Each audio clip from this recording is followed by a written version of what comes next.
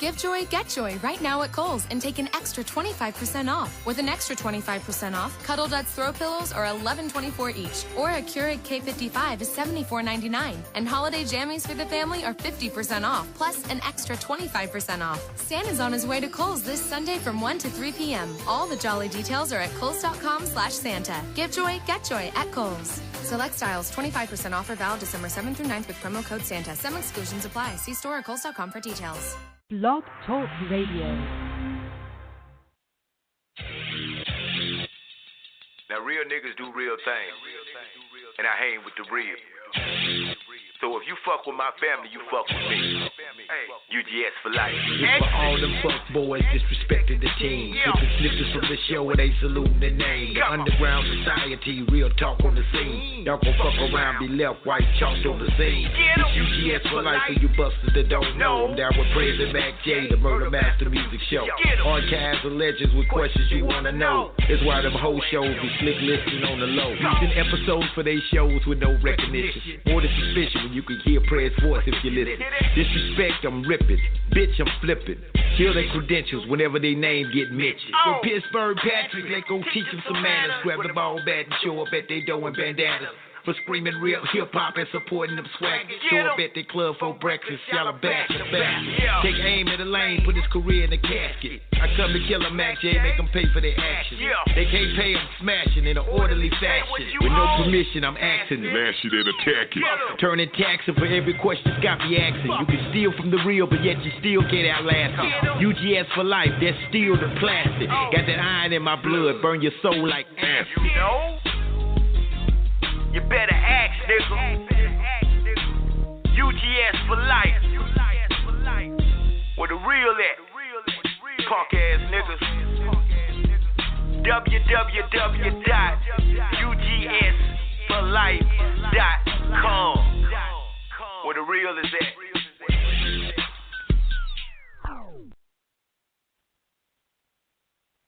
Houston, we have a problem. Brother Nip is attempting to bring H-town back to its glory days. Let's go. H-town, throw it up, throw it up.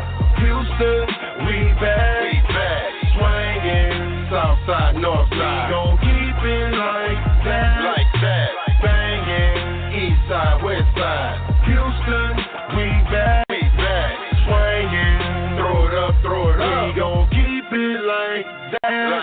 I was one of the rappers to put Houston on the map. Now I'm one of the rappers to bring Houston right back. We was dead for a while, time to wake us up. To the top like an elevator, take us up to the mountaintop like it used to be. Gold and platinum plaques like we used to see. Who said H-town rappers all sound the same? I created horrorcore, that's a whole nother lane. That's a whole nother thing, fly a whole nother plane. To think like me, you need a whole nother brain. It's the home of the slabs, it's the home of the elbows, home of the pints of drink, we still sell those. One love to the SUC, Swisher House, DJ Screw, homie, R.I.P. That's right. Psychopath till I D.I.E. And don't forget, Gangsta Nip blew up the SPC. Hey, H-town, throw it up, throw it up. Houston, we back, swinging, south side, north side. We gon' keep it like that, banging, east side, west side. Houston, we back, swinging, throw it up, throw it up. We gon' keep it like that, Yes, the nigga nut, bringing it back with Nip. On the paper chase, homie, but you bet not trip. H-time, putting it down, been a body for life. North side, south side, man, we stay unified. It's a pimp, pimpin'. You sip, sippin', 84's gon' roll. When you see the nut flippin', H-time is the home of the players and hustlers. Got the money for the bill, if them haters come cuff us. All your haters talking down, ain't no thing to me. We do this music for a living, ain't no game to me. Gangsta Nip, too much trouble, man, we been making noise. Doing shows, kicking doors, started with the ghetto boys. Do your thing, little homie. We ain't down with the dissing, just hitting the streets with some heat from what the city been missing. All the ones that turned it back, man, you did me a favor. Now that you out the way, we getting straight to the paper. Already. H-town, throw it up, throw it up. Houston, we back, swinging, south side, north side. We gon' keep it like that, banging, east side, west side. Houston, we back,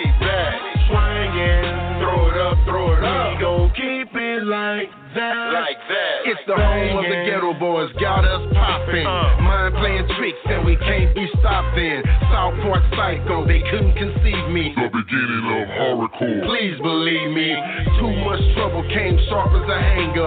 Big Mike, something serious, that was a banger. Fifth War boys, black monks in the house. Rap a lot, laid the bass for the whole damn South. That's right. I miss those days, please give me some tissue. Bone Hard, Heim Clark, Big Miller, we miss you. Terrorists, do or die in DMG. PIMPCRIP.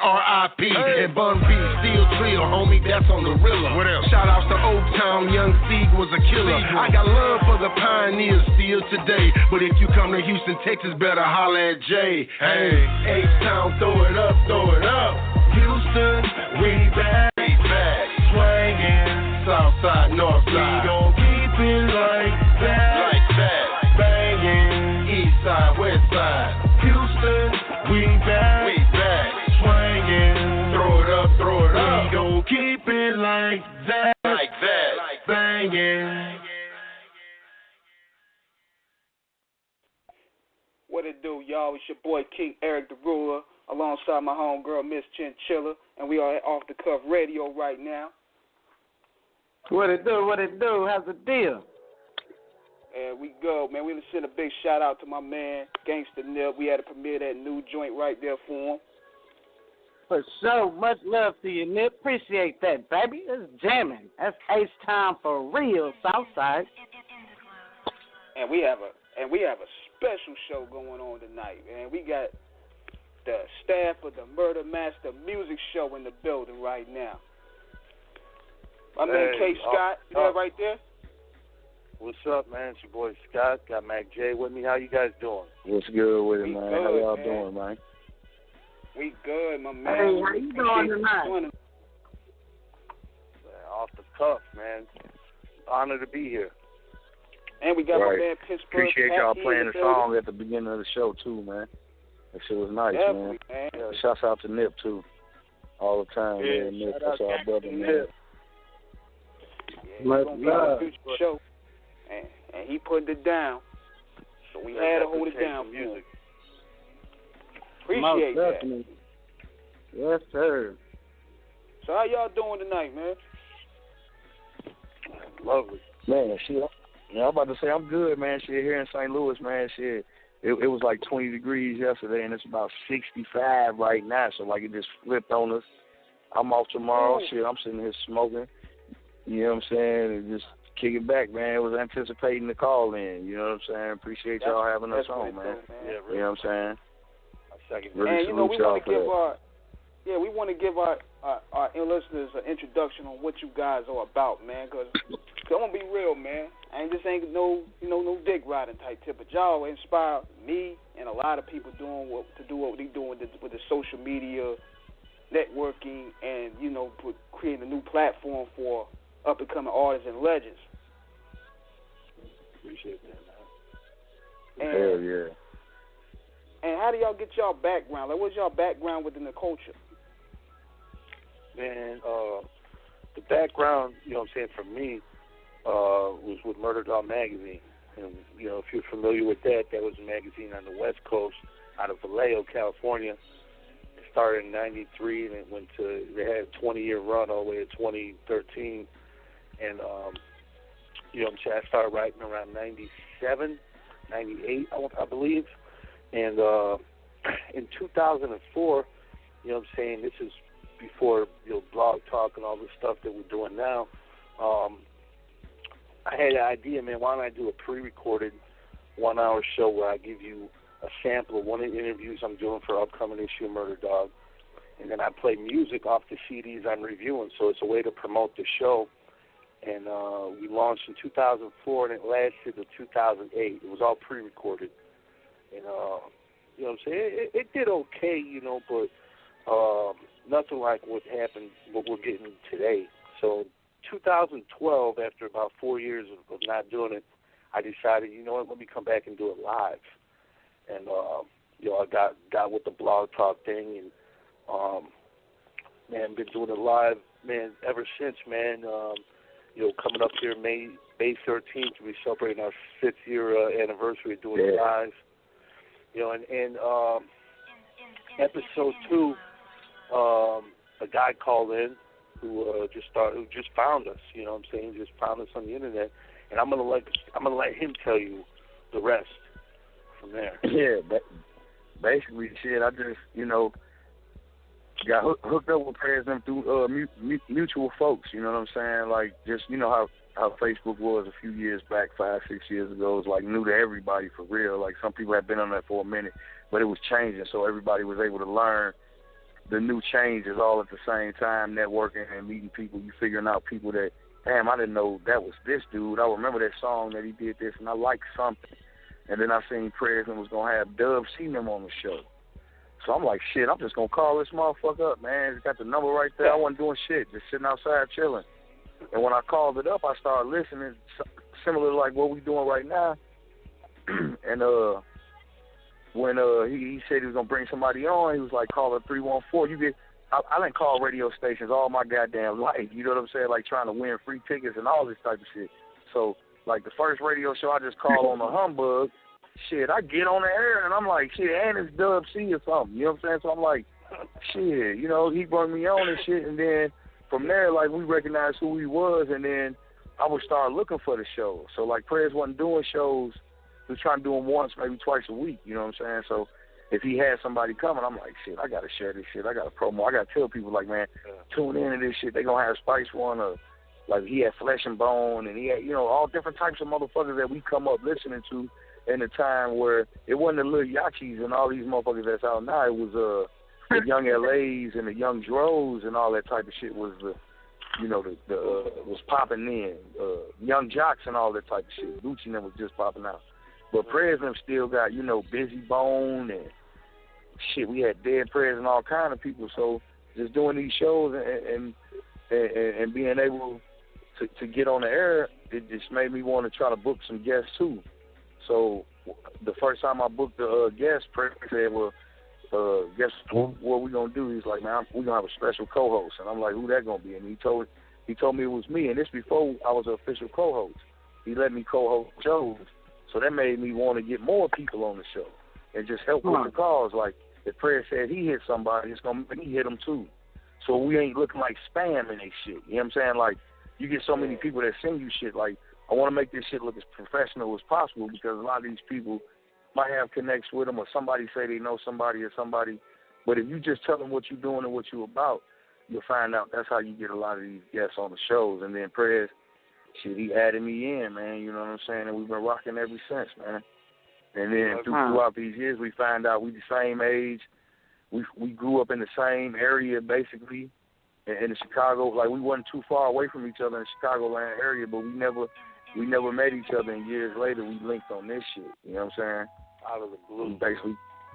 Yeah, on some music shit. You know what I'm saying? Like, we from the same girl, like the same type of shit. He introduced me to shit, and I didn't introduce him to some shit, like some shit that maybe I seen and knew about, but I never really listened to. I'm like, oh, okay, that's who that was. Or like even with the Murder Dog, like, shit, I used to get Murder Dog magazines all the time. I didn't know this was the dude that was conducting a lot of them interviews, so it made me push harder for it. And we had a lot of people come and go, some good, some bad, and that's what makes us continue to grind.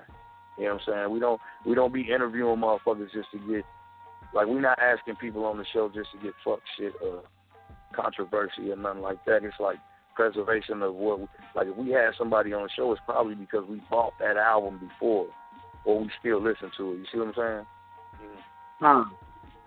Yeah, yo, and go ahead, y'all answer that, man. I'll give my favorite last. Go ahead, y'all. Oh shit, Pittsburgh Patrick. Shout out to Pittsburgh. Oh yeah, I didn't even know Pat was on here. What's up, Pat? Yeah, I'm here. What up, man? What up? Yeah, go ahead, give you guys the same. No, man, I'm good, man. You know, I can get a little long-winded because when it comes to this UGS shit, man, I can go on all day and all night. And another thing that keeps me driving, let me get this point across too. This for people that's promoting, like guys like yourself too, because you're going to have a lot of people doing this to you. You're going to have a lot of people telling y'all, like you say, you dick riding or you doing this or you doing that. Why all of a sudden you into this? Like everybody not going to believe or see the same dream that you see.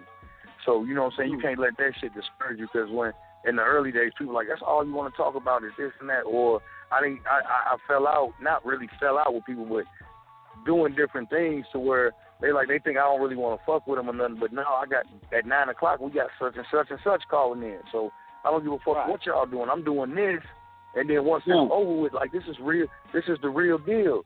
So sometimes people come and go when you pushing for your passion. And my thing is always push for it, man. You know what I'm saying? Don't let nobody tell you that your radio ain't the shit because you're not interviewing him or you're not interviewing him, or because these are the years of the podcast. Everybody want to do it now. So what's gonna set us apart and let us keep going is by doing shit that we want to do and not be dictated by what other motherfuckers tell you. Like somebody might tell you somebody's gonna tell you your show ain't shit for having us on here. You know what I'm saying? Like, or vice versa. But if y'all want to have us on, y'all felt that, fuck what anybody else got to say. You feel what I'm saying? Yeah, absolutely. I'm so appreciative to see that different podcasts are uniting and collaborating with each other, because that's what I love to do, is get people that could be competition in retrospect, but honestly, it's one big ball game and there's enough cake to go around. So I appreciate y'all for even taking this interview, getting on, and being so real. Cause the dude that was just talking about how you hooked up with the host and started as a co-host, that's the position I'm in right now with Off the Cuff Radio. But you gain so much perspective doing it like that, and you gain a whole bunch of realistic just type shit, just going through the process and getting to learn different shit. It's a beautiful thing. So I just appreciate the collaboration between podcasts right now. I'm loving it. Yeah, that's why I reached out to you, man. That's why I reached out to you. Scott told me to hit up some shows and shit, try to get us on some shows, and you were one of the first people who came to mind, man, because, I know what you do, man. I liked your interview you did with the Terror Squad dude. And Triple C. Big shout out to him. Yeah, definitely. Big shout out to the old school Terror Squad. But that's why I reached out to you, man, because I fuck with you, man. You know what I mean? Thanks, back man. to the original question of who the favorite guest is. I'm the rookie of the group, man. Like, I came on episode 300. We're on what, I think 351 now, or 352. And tonight 351. Yeah, what's cool, though, is, like, the first time I called in, I was on the line with, like, Clientele, Arabian Prince, Dice, and Gangster Pat. Like, you know what I'm saying? So that was crazy for me. But as far as my favorite, like, I really like the interviews with Monte Cristo, and then, like, Exit Only and Fred Style was dope, but I'd say the one that the two that meant the most to me was Little Soulja Slim, because I love Soulja Slim, man, and he means a lot to my city, too, so, like, that was huge for me. But the one we just had with MC Juice, because Juice got overlooked a lot, man, and having him come on the show and then having other people cover that story because he called out Eminem on the show, it got a lot of attention to our show, you know what I mean? So, like, I felt that I did what I planned on doing, you know what I'm saying? Because I'm just happy to be with Mac J and Prez. So, by me getting a guest that contributed to a lot of people seeing it, like, I felt, like, that meant a lot to me that I contributed in that way. You know what I'm saying? So, go ahead, y'all. See, we like the true definition of the underground, man. Like, Pray's been doing some underground shit, and then it's like I crawled up out of the dirt in episode 2. Pat didn't come in until 300, and it's crazy about 300 because I don't even get sick, man. I don't take no off days in my regular 9 to 5 or with this shit. But you just remember that night, man, I had lost my voice and some more shit. Like, if you go back and listen to that episode, you know what I'm saying? You'll catch me towards the end where I'm just, like, barely getting words out. But I'm listening to them the whole time, and what made me feel good is, like, just sitting back watching her prayers. Like, I remember from the second episode, and really I say the first episode, because as soon as I was on episode 2, right after that show was over with, I went and listened to episode 1. So, and then I just been riding, and I done missed a few shows, like, things come up and shit like that. You know what I'm saying? But the good thing about UGS, we all stick together. And what's beautiful about what Prayers do is not only the Murdermastermusic show, the other shows that we've been able to build just from the UGS platform. It's more than just the Murder Master Music Show. You know what I'm saying? Like we breaking grounds and getting exposure on different shows, and that's the beauty of it, because it ain't all ego driven. It's just the motherfuckers that put the work in gonna be able to see something out of it. You know what I'm saying? Hell yeah. Because the Church of Reality is a dope ass show too. We didn't broke news on that. When we had KFYB, we broke news on that. We really ain't broke news on Underground Saturday Night yet, but shit, it's a dope show. You know what I'm saying? I encourage everybody to tune in on Saturday nights if they ain't doing shit. UGS, that was the whole thing. Like, it was just go to UGS for life.com. You know what I'm saying? Everything is there. Say it one more time, because I think you broke it. Say what it is. So we got Underground Saturday nights on Saturday nights. Oh, the website UGSforlife.com, everything. Just the UGS, the number 4, LIFE.com. You know what I'm saying? You can see everything right from there. And what's so cool about what we do, especially with this blog talk, is that even if you don't hear the show live, you can go back and listen to episode 1. So we saying we on 350 plus, but you can go back and listen to 2, 3, 4, 17, 18, 19, 20. That's what's so important about the Murder Master Music Show. The archive is deep, man. So you can go back and check. I listened to y'all's archives today. I got to listen to songs, so you sure right about that. I was replaying them like. We have our other co-host about to join us. My man, my partner in crime, Mr. Illa the Sandman, the man that bring all them barbaric bars. Yo, B. What up, man? What's going on with it, man? Good. Sorry for my tardiness, but you know I'm in the building. What's going on, everybody out there? Hey there. Man, we good.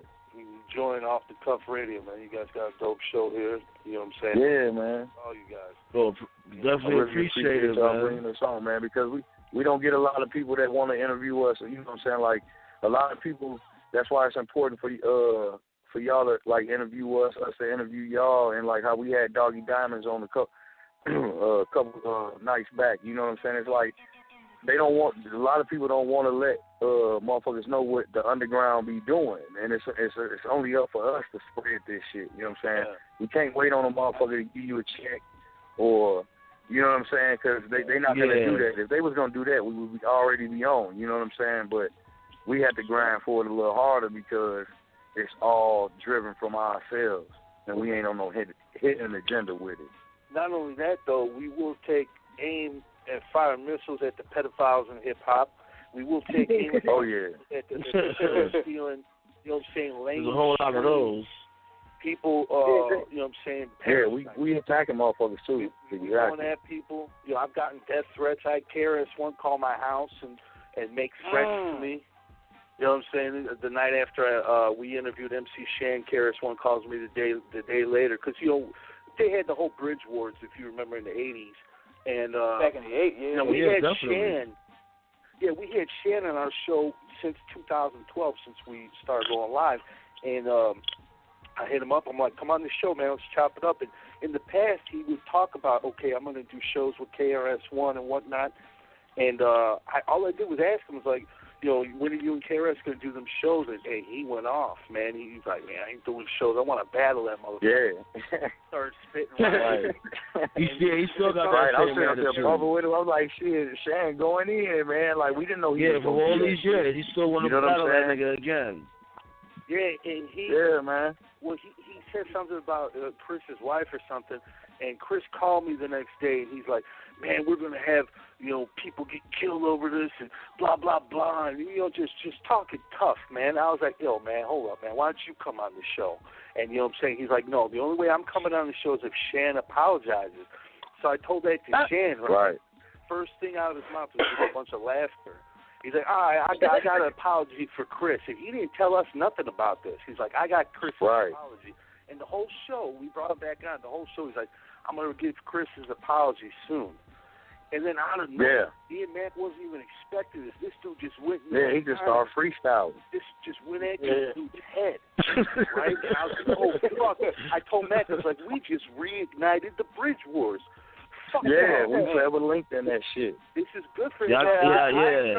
You definitely got to send us Right. that link so we could definitely post that shit on the off the cuff page on Facebook. Yeah, man, check it out, man. I encourage y'all to subscribe to the YouTube page too, because if you don't want to hear the whole interview and you want to catch the clips, just hit us on YouTube, man. The Murdermastermusic Show, man. I encourage everybody to check out MC Shan on the shows, man, because even the last time he was on, like, I was on the first half of the show because we had the author Ben Westhoff on the show, and then Shan came on after. But Shan is such a great guest, and since I'm kind of newer, he's on our mixtape. We dropped the mixtape. I just fell back. Like I was on. Yeah, I was on the whole episode, and then Shan came on, and like Shan, like. He's such a great guest, man, and you could tell he respects Scott and Mac J a lot. So I just fell back. He just you know what cool, I mean? man. Some of these dudes, man. Some of these dudes, they just real. They real decent dudes. You know what I'm saying? They appreciate what we do. That's me and Prez been hearing that a lot lately, and that's why I tell everybody else too that's doing the same shit, man. I really agree because I watch a lot of these podcasts and all this shit. I check all this shit out. You know, so I appreciate the ones that's really doing it. For real, man. You know what I'm saying? Like, real interviews. Because I be wondering what's going on with these motherfuckers, man. Yeah. Real quick, I want to salute podcast that be rubbing balls. I want to salute everybody at Off the Cuff, though. Off the Cuff, though, you guys are cool as hell, man, because the way me and you hooked up was you just, like, showing respect to what Scott and Mac J do. You know what I mean? A lot of people, they try to get cool, and then they bite the shit. And you know what I mean? They'll copy our fucking guest list, and they just bite off of Scott Mac and never give none of the fucking credit. Or they act like they don't know who the fuck we are. You know what I mean? That's what the Breakfast Club did. The Breakfast Club did that a while back. Yeah, Breakfast Club. Yeah, it's a lot of them. It's a lot of them to do it, and what's crazy about it is it's all the major ones that do it first. You know what I'm saying? Like, you might have some underground guys doing the same thing, man. We can appreciate that because they building too. But you get these cocksuckers like the Breakfast Club, DJ Blackett, his ass, he's still shit. You know what I'm saying? Academics, all these motherfuckers, Carcino, all these motherfuckers. You know what I'm saying? They all leeches, you know what I'm saying? But that's just how the entertainment business go. Yeah, they pretend like I never heard this show before. But they be sitting there taking material like on some Varnell Hill type of shit. Yeah. Right. Like I give y'all one scenario. When we had Jerry Heller on, remember Prez fucking Vlad wanted Heller. He wanted an interview with Heller bad. We had Heller way before the movie was coming out. You know what I'm saying? Like we had DJ Yeller way before the movie was even. They were just talking about making Straight Outta Compton or whatever. But nobody trying to interview none of these guys. Prez hitting them up because he got good relationships with a lot of people, and they felt what we was doing. So when we had Heller, rest in peace to Jerry Heller, man. He was always cool with us, man. Gave us a lot of good advice. But we was going to try to set up something with Vlad and Prez just maybe to help us out a little bit, how we can do it. And Jerry told us straight up, what did he tell us, Prez? He was like, no, I don't want to do it with them. I'd rather do interviews with y'all. He was like, why sell y'all self to him and he ain't going to give y'all shit? He's probably going to make X amount. That's what he told me, man. He said he's probably going to make all this different money and this and that off the back of y'all. Y'all doing everything. Y'all, I'm talking to y'all. Basically, I'm giving y'all opportunity when other people that probably will pay him. And Jerry was a cool dude, man. My father passed away about a year ago.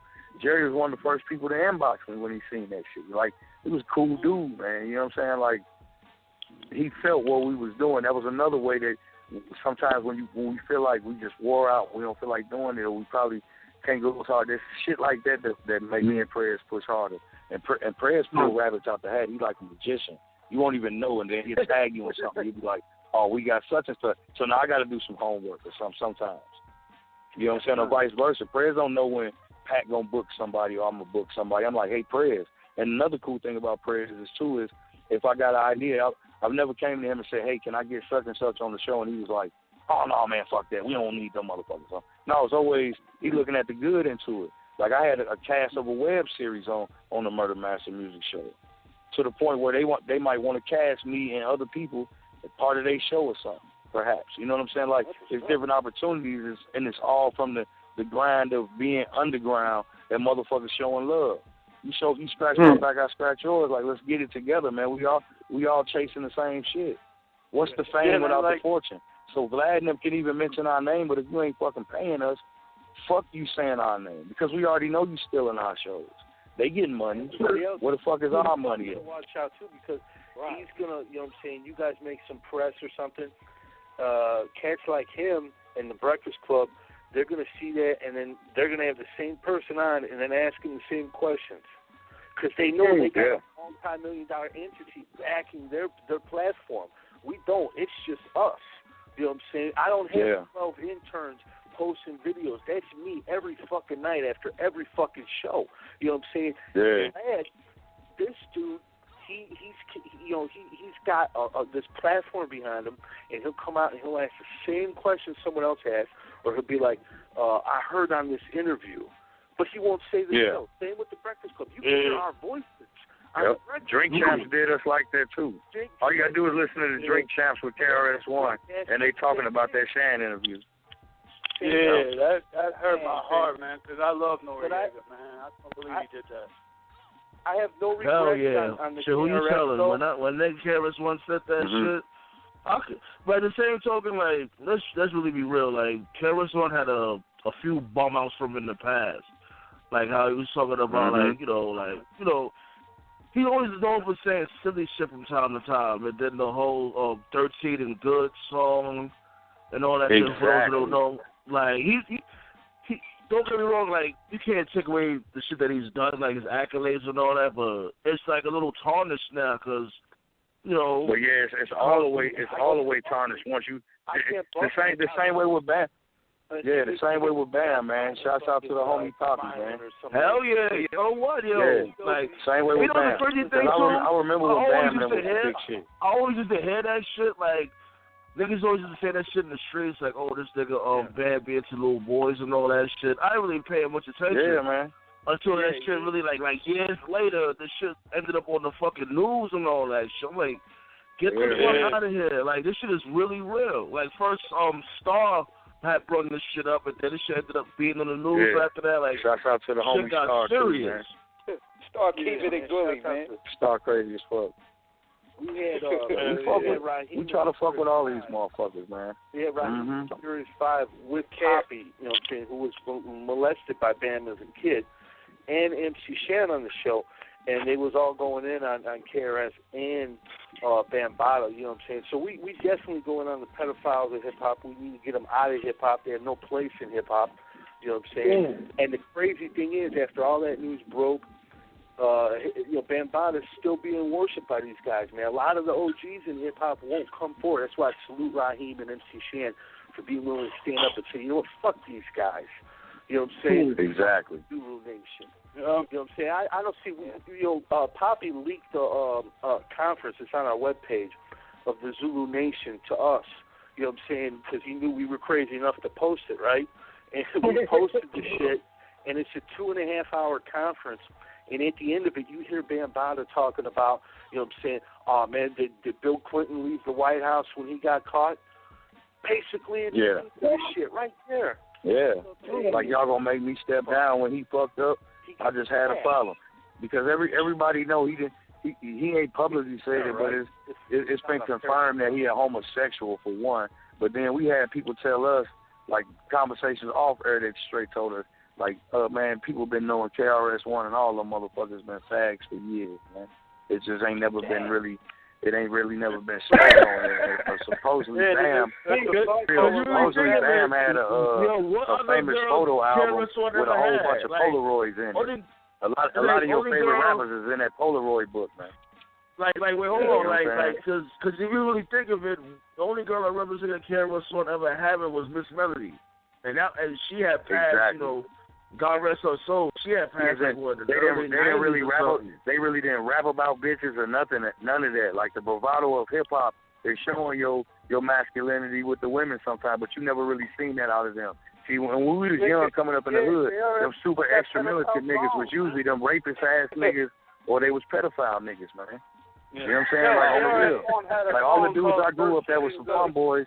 That's what they was on, man. KRS-One had a song called Social Misfits. He a pedophile, man. He had that song back in the day, 13 and Good. You Yeah, know, 13 and Good. They ain't the only ones, man. Within these years, we're going to be finding out it's way more and more and more. It's way deeper than what the fuck it is. But my thing is, who protecting the kids right now? Because when you look at the kids now, look what they into. They into all the gayest shit in the fucking world. Even the games they play with each other. Be on some gay shit. You know what I'm saying? We be talking about that all like the time. Bambadda, he's done. You know what I'm saying? Like they out of here. You know what I'm saying? But like, who looking out for these youngins? And them the worst ones, and pedophiles, they prey on the young. So then you turn the next generation into this. So then these niggas, it just keep continuing. You know what I'm saying? Like if somebody looking up to KRS and KRS approach somebody the same way they said Bam approached them, then that dude's prone to do the next thing with like the puppies and them. And it's allegations of all these motherfuckers being some straight fun boys. It's all about who gonna open that ass and who gonna take the most throat. You know what I'm saying? And these motherfuckers getting on, man. Fuck them. We ain't doing that shit over here. That's how I gotta be. Murdermaster Show is taking care of the kids. So big shout out to Murdermaster Music Show for taking care of the kids. They keeping us all up to date. Goddamn right, man. We'll go hard on them all. Shit is crazy, So what do you guys? man. Like, So what I want to ask y'all too is, what do you guys thought on hip hop journalism today? Like, y'all see y'all kind of bringing that shit back.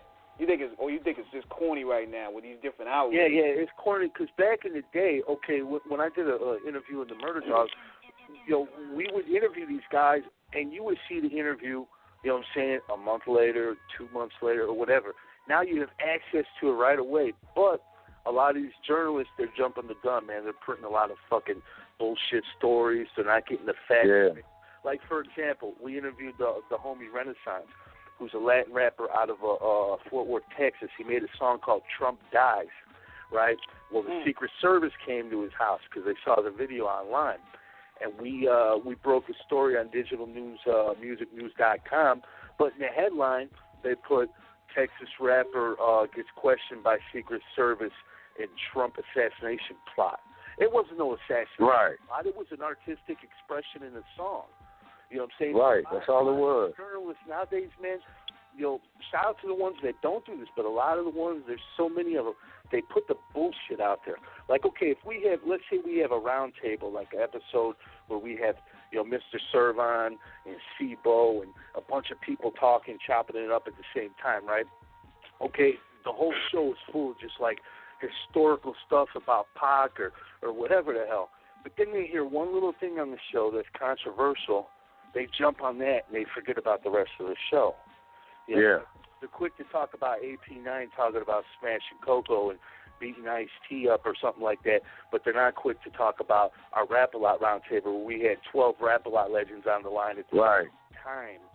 When we had Bushwick Bill on the phone and he talked to DJ Reddy Red for the first time in like 15 years. Like they're not gonna document that, you know what I'm saying? But when AP9 was on the show, said he had slapped the shit out of Ice-T, we was on World Star. You see what I'm saying? That's because they don't have any substance to their mentality. Their mentality is bullshit from the jump. They can't relate to the real shit. All they can relate to is drama, and that's a problem. Yeah, exactly.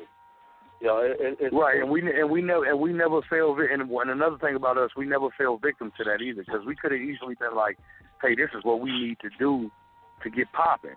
Maybe we just get people on here and we take the Charlemagne the Guy route or some bullshit like that."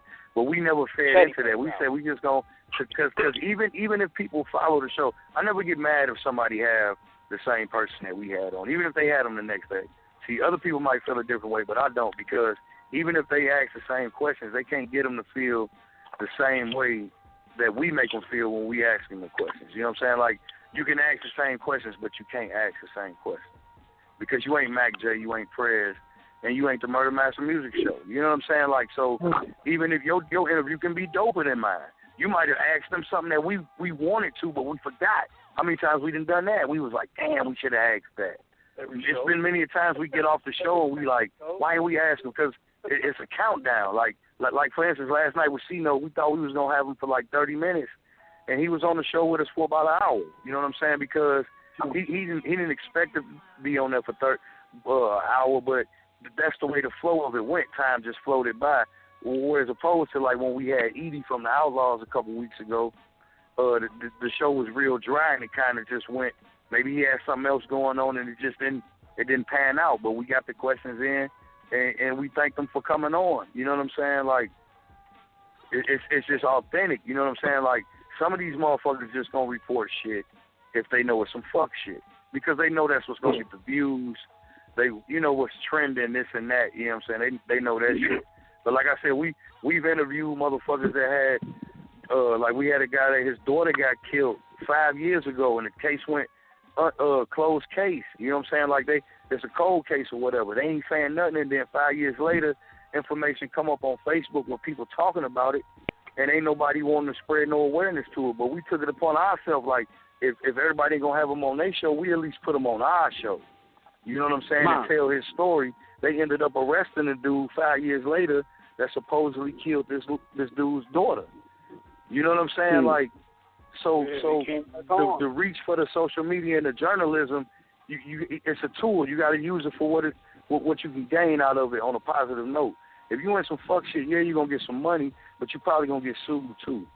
You know what I'm saying? Yeah. You gonna lose it too. You got to be careful with what you report too. And can I ask we've had dudes on the show that recant shit too.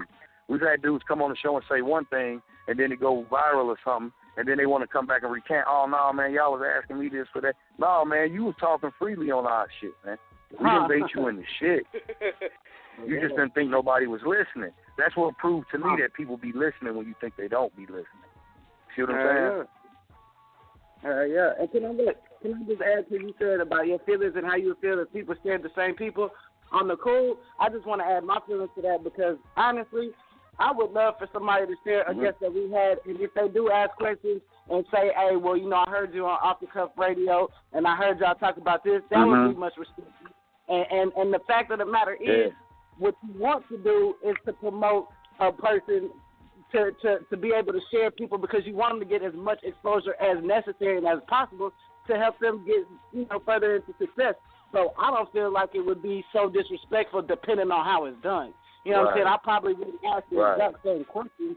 I might, say, hey, yeah, I heard you on so-and-so show. You know what I'm saying? And y'all was talking about this. Could you elaborate on this? Because I had an extra question about it. Yeah, but see, that's the thing, though, bro. They don't be doing that, though. They'll be on the next show and just say they heard it in the interview. They ain't gonna say, man, we heard you on Off the Cuff Radio yesterday. They're gonna be like, we heard on some interview. Yeah. And they go right into your interview. That's where the shit be fucked up at. Because that's what the drink champs did. And then the thing that pissed me off is that, they say it on their show. They always, nobody always on the drink champs talking about how people don't shout them out where they get it from on their show. But then you turn around and do the same fucking shit. You know what I'm saying? You do the same shit. So, that's what let me know these motherfuckers play the game, except for the underground. If we hear somebody on Off the Cuff Radio, we don't say that. We gonna shout y'all out on our radio show now. You know what I'm saying? That's how it go. We still fuck with First Fam and a lot of people. You know what I'm saying? But it's because of how much, like you said, if they do it the right way. Yeah, because on the real, there's these people coming behind us. You know what I'm saying? I'm not gonna name any shows, but there are shows that's coming behind us, and they literally are following in our footsteps.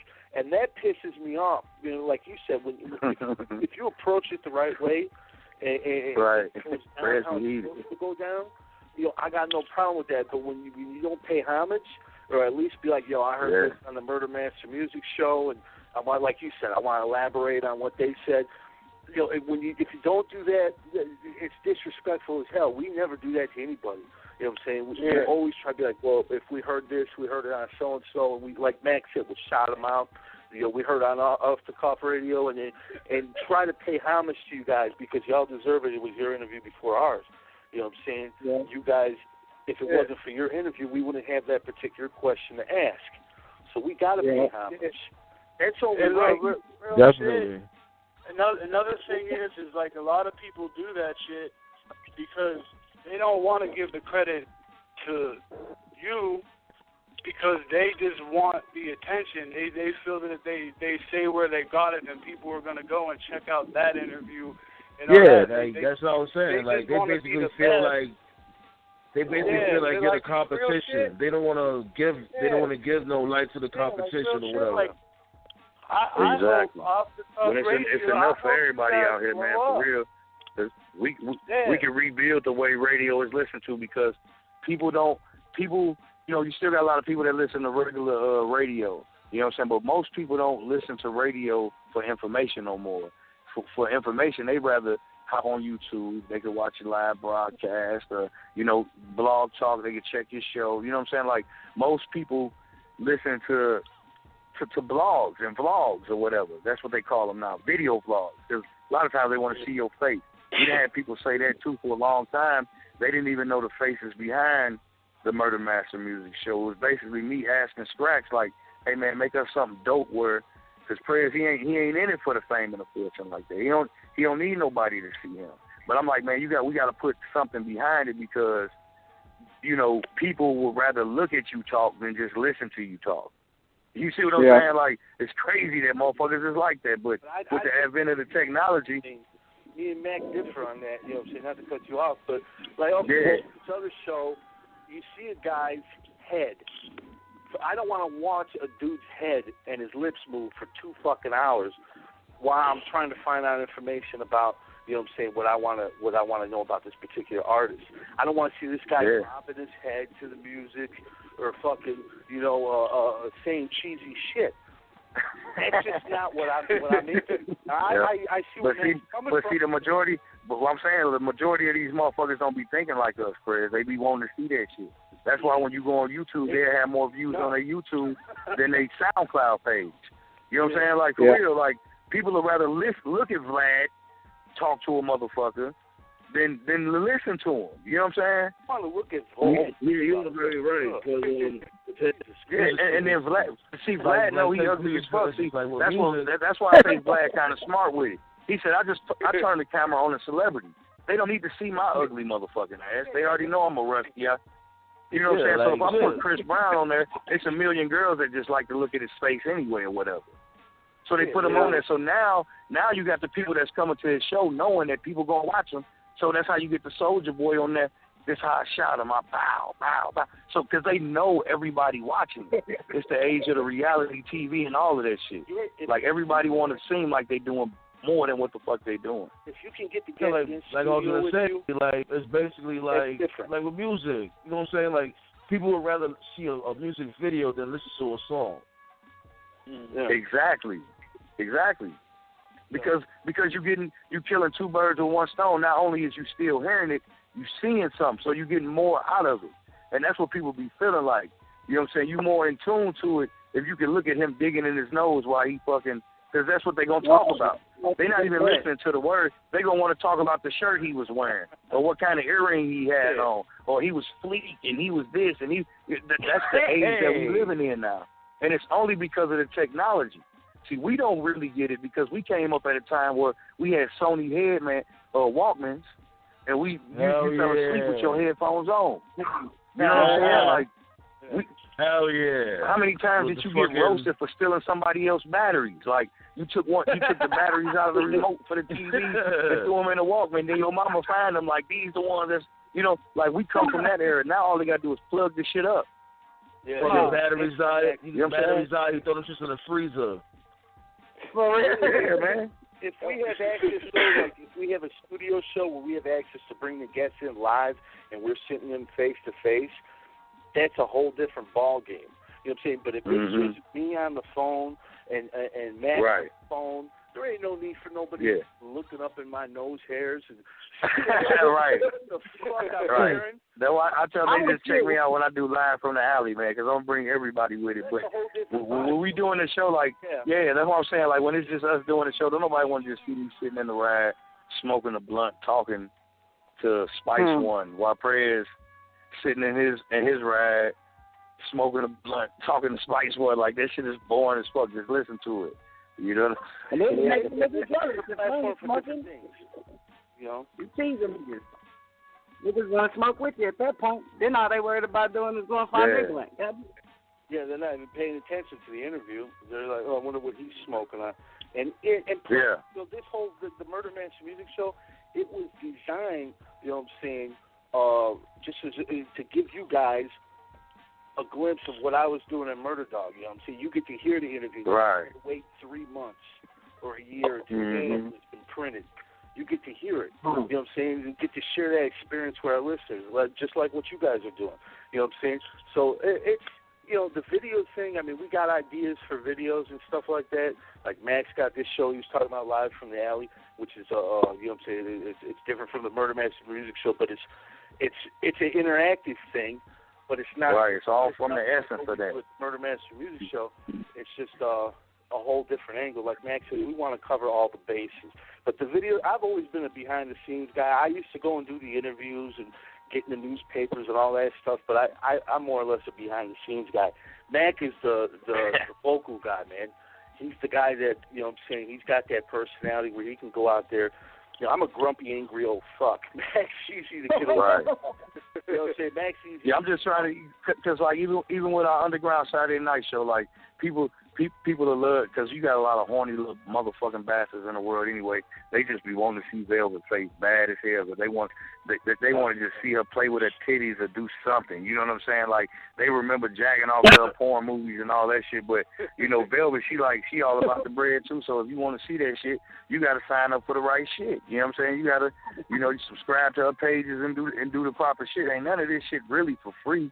You know what I'm saying? But I know that these, what they call them, the millennials, they more intrigued if they can get the whole experience. So they want to see, they want to touch, they want to feel. So like us, like I say, I don't mind listening to the radio. You know what I'm saying? Because we came up like that. But a lot of these, like you said, they rather watch the video than listen to the song, because they can listen to the song and see something at the same time. So and that's how this shit got real popping for a lot of them. They start doing this gay shit, because they know they're getting seen. And that's how I look at Vlad. Like DJ Academics, if you subscribe to his page, his shit is just him talking, but he's throwing a whole lot of images up there the whole fucking time. Because he know ain't nobody going to listen to that shit if they can't see something. Like too. You know what I'm saying? Like and everybody can steal anybody's shit. So if you go live on Facebook, they can take the shit off your page and put it on their shit. You know what I'm saying? That dude DJ voice is mad bland. Yeah, can I ask off the cuff radio something?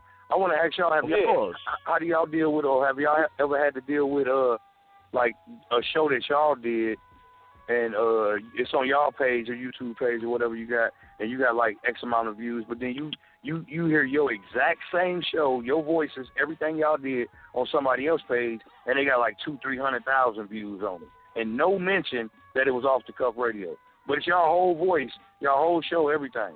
They just took it right off Blog Talk or wherever they got it from and put it on that shit. Have y'all ever had to deal with that shit yet? Because if not, watch out for that shit too. And not as of yet, because we didn't put the shows on YouTube yet, because we know how a lot of these people, we want to just, you know, take certain clips of our shows. And they might already have some of y'all shit on YouTube. That's what I'm saying. You got to look for that shit. But we haven't. And then you find out that they generate money off your shit. You know what I'm saying? Me and Prayers find motherfuckers on YouTube all the time. They got me and his voice. It's us, the same shit, but not one mention. Yeah, the Red Rum interview, Prayers, on that one page. Well, I caught a couple people doing that shit, and then like last week, somebody tagged me some shit of the interview when I got the dude Rude Boy from Psychopathic Records. And at first I thought it was that type of shit, like he just stole the interview and shit. But that dude actually gave credit. You know what I mean? He even put the link in the description to our that's dope. YouTube. That's you know dope what I'm saying? When Which they was do cool. that, man, you know that's what love, I mean? man. Even, like show love. You know what I mean? And real quick before we go anywhere, like I just wanted to say, like, to Off the Cuff Radio, man, like you guys are cool as hell, man. And like I said, a lot of people just appreciate that. Like they just like look at what President Mac J do, and then they try to get cool, and then they just try to steal off of them and shit. Like from the go, you said, you know how much you respect Scott and shit, and you guys were one of the first people I hit up, and like real shit, like you guys are some real people, man. Like I hope your show does well. I hope it blows up. Like there ain't no competition shit. Like I hope you guys do well. Yeah, we'll bring you guys on as well, man. You know what I'm saying? For sure. Yeah, we really appreciate it. Like we said earlier, we ain't did too many interviews where people asking us about what we doing, but because like Prayer said, he a behind the scenes type of guy, man. He don't, you know, like that's what make this shit work with me and him, is because like some of the things that he don't see, I can make him probably see it a little bit, and vice versa. Like he teaching me so much, like a whole bunch of shit he don't have to do, and then I'm meeting other people from doing this, they're showing me shit that they don't have to show me. So it's like shit in some ways that if he ain't comfortable with doing it, I got that. It's a team effort. Like if he don't want to be in front of the camera, I'll take the camera. You know what I'm saying? Or if he can't host this show, I'll host this show. If I can't host this show, Prayer's got it. You know what I'm saying? If he got, you know what I'm saying, that's the only way this shit work. And if off the cuff radio, if y'all follow some of them type of guidelines, man, y'all gonna be y'all gonna keep going as big as y'all want to go. You feel me? You know what I'm saying? Don't let these motherfuckers tell y'all ain't doing what's good. If y'all want to do that shit, you feel me? Because that's what's gonna happen to y'all. Y'all gonna have niggas telling y'all, man, on a Friday night, man, y'all supposed to be at the club and doing this and doing that. Why y'all talking to them niggas on the radio? Ain't nobody listening to that shit, but you don't know who listening to it. Who's keeping your attention? Who, you know what I'm saying? And that's the thing too, like motherfuckers will go to the club on Friday, but they'll check the replay on SoundCloud on Saturday. So they already know what time it is. Exactly. You don't catch the live show, catch the replay. Yeah. That's what's so important about our archive, man. And I encourage y'all too, man. Like, subscribe to the YouTube page, and because sometimes you might not want to hear the whole interview. Some of like we got thousands of hours in there. Some of them 2 and 3 hours long sometimes on the rebroadcast. But if you go to the YouTube, you might just want to hear parts of the interview. Like Prayer's got them all up there. We got the best clips. You know what I'm saying? And and I encourage everybody to go in that archive, man, because it's real deep. It's 350 plus shows in 5 years, man. You know what I'm saying? Yeah, you can hear like congratulations. You can hear your favorite rappers in the archives, and there's also interviews like Scott interviewed Mac J, and then just last week they interviewed me. Fuck, we just exactly. That's what's up. So there's something in there for everybody, man. Like even if you only like East Coast rap, there's a bunch of East Coast, there's a bunch of South, bunch of Midwest, West Coast. Like there's something for everybody. Yeah, if you fuck with that underground shit and that old shit, like me and Prayer say, we stuck in the '90s and shit. Like, I don't know exactly how old y'all is, but man, we stuck in. Me and Prayer we born in the late '70s, man. We come up through the '80s and the '90s. We could definitely dig it because we definitely pay homage to the legends and all that shit within the game. So that's definitely even when I'm at work. Like yesterday was a Twister day, and then today I just listened to All Do or Die and shit like that all day. Cause somebody else posted the song. When I go to work, I'm up all day, man. I sit back, man. I had some young motherfuckers at my job like, oh man, I didn't know this, and that's the importance of that too, because. Like, I got guys hitting me up now that's like, man, I caught this interview, or they see us on somebody else and didn't know it was us. Like with the Jerry Heller shit. Like, people hitting us up like, man, I read this on such and such. That was y'all. Like, damn, I didn't even know y'all was doing this. I'm like, motherfucker, we've been posting this shit on Facebook all the time. What the fuck you think we doing? You think we sharing memes all the time? Like, what the fuck? We like, share, subscribe. You know what I'm saying? Like, what the fuck these motherfuckers thinking? Like, oh, man, you had such and such on. Because you get some motherfuckers, too. They don't share and they don't do shit. But as soon as you had their favorite rapper on, then they inboxing you and tweeting you and texting you the whole time. Like, man, I got a question. No, motherfucker. Question me is nuts. You know what I'm saying? Get in line. Real quick. Yo, nigga. Yo, real quick before we go. Bring your ass on. Hey, real quick. Stanman got a question, right? All right. If I had a question? Yeah, I thought somebody had a question. If you ain't got a question, Stanman? Because I wanted to say something if you don't. No. I was just vibing out. You know what I'm saying? Okay. All right, well, look, since he brought it up twice. Sometimes I know I get long-winded, man. So I don't mean to just be yapping, but I love this shit, man. Like I said, man, I really appreciate y'all bringing us on, man. For real. That's one thing I wanted to say. Like, I'm glad we let y'all, we brought you on the show so y'all can let all that shit out, because I know you had a lot to say And we appreciate having y'all here. So y'all can let all that shit out. You know what I'm saying? Right. Like y'all was holding all that shit for a minute. Like you was running to the bathroom. Right. And on Saturday nights, I invite y'all to hang out with me and Velvet on Underground Saturday nights, man. It's a light talk show, man. We just fuck off. You know what I'm saying? Velvet bring in some good news. We talk shit, laugh. It's all about fun and hanging back. It's usually Saturday night for a couple hours. You probably ain't doing shit anyway, but getting ready for the club. You just call us in. I encourage people to call us when they at the club. Tell me if that motherfucker popping. Tell me if it's whack. We do it all. You know what I'm saying? Like Saturday night is that night you just let loose, and it's me and Velvet Rose, man. Check us out, man. Lovely stuff. We appreciate that, definitely, man. And we can bring artists that's on the come up on y'all show. Make that. Hey, that's what I was gonna mention too. That's what I was gonna mention too, because you said it twice, and I wasn't gonna say nothing before, but since you said it twice, I'm gonna take that as the time to say it. When you mentioned the Jerry Heller thing, I watched that, and it was so good and so informative that I had to send it to E3, which is Easy Sons, and just show him. Now, you know, he always talks about, he respects Jerry Heller and all of that, and, you know, he talks about good things when a lot of people talk about what they think is bad of him. And so I appreciate y'all putting that show on, because it does show a different light than what most people, the general population, it thinks of him. And, you know, if you talk to people that knew him, then they might tell you something different depending on which side of the fence they was on. So I shot it to E3 so he could see. You know what I'm saying? Because I don't know if he saw it or not, but he has it in his inbox now. But I just wanted to let y'all know that was a good book, and I'm glad that y'all had, you know, him as a mentor. Him, you said he always gave you advice, and he had respect for y'all. So man, Jerry Heller was a good dude. And the thing about it is, like with Jerry Heller, you know what I'm saying? Like, because we deal with a lot of Easy don't get enough credit. Period. Let's just get that straight. Like Easy don't get enough credit in the game.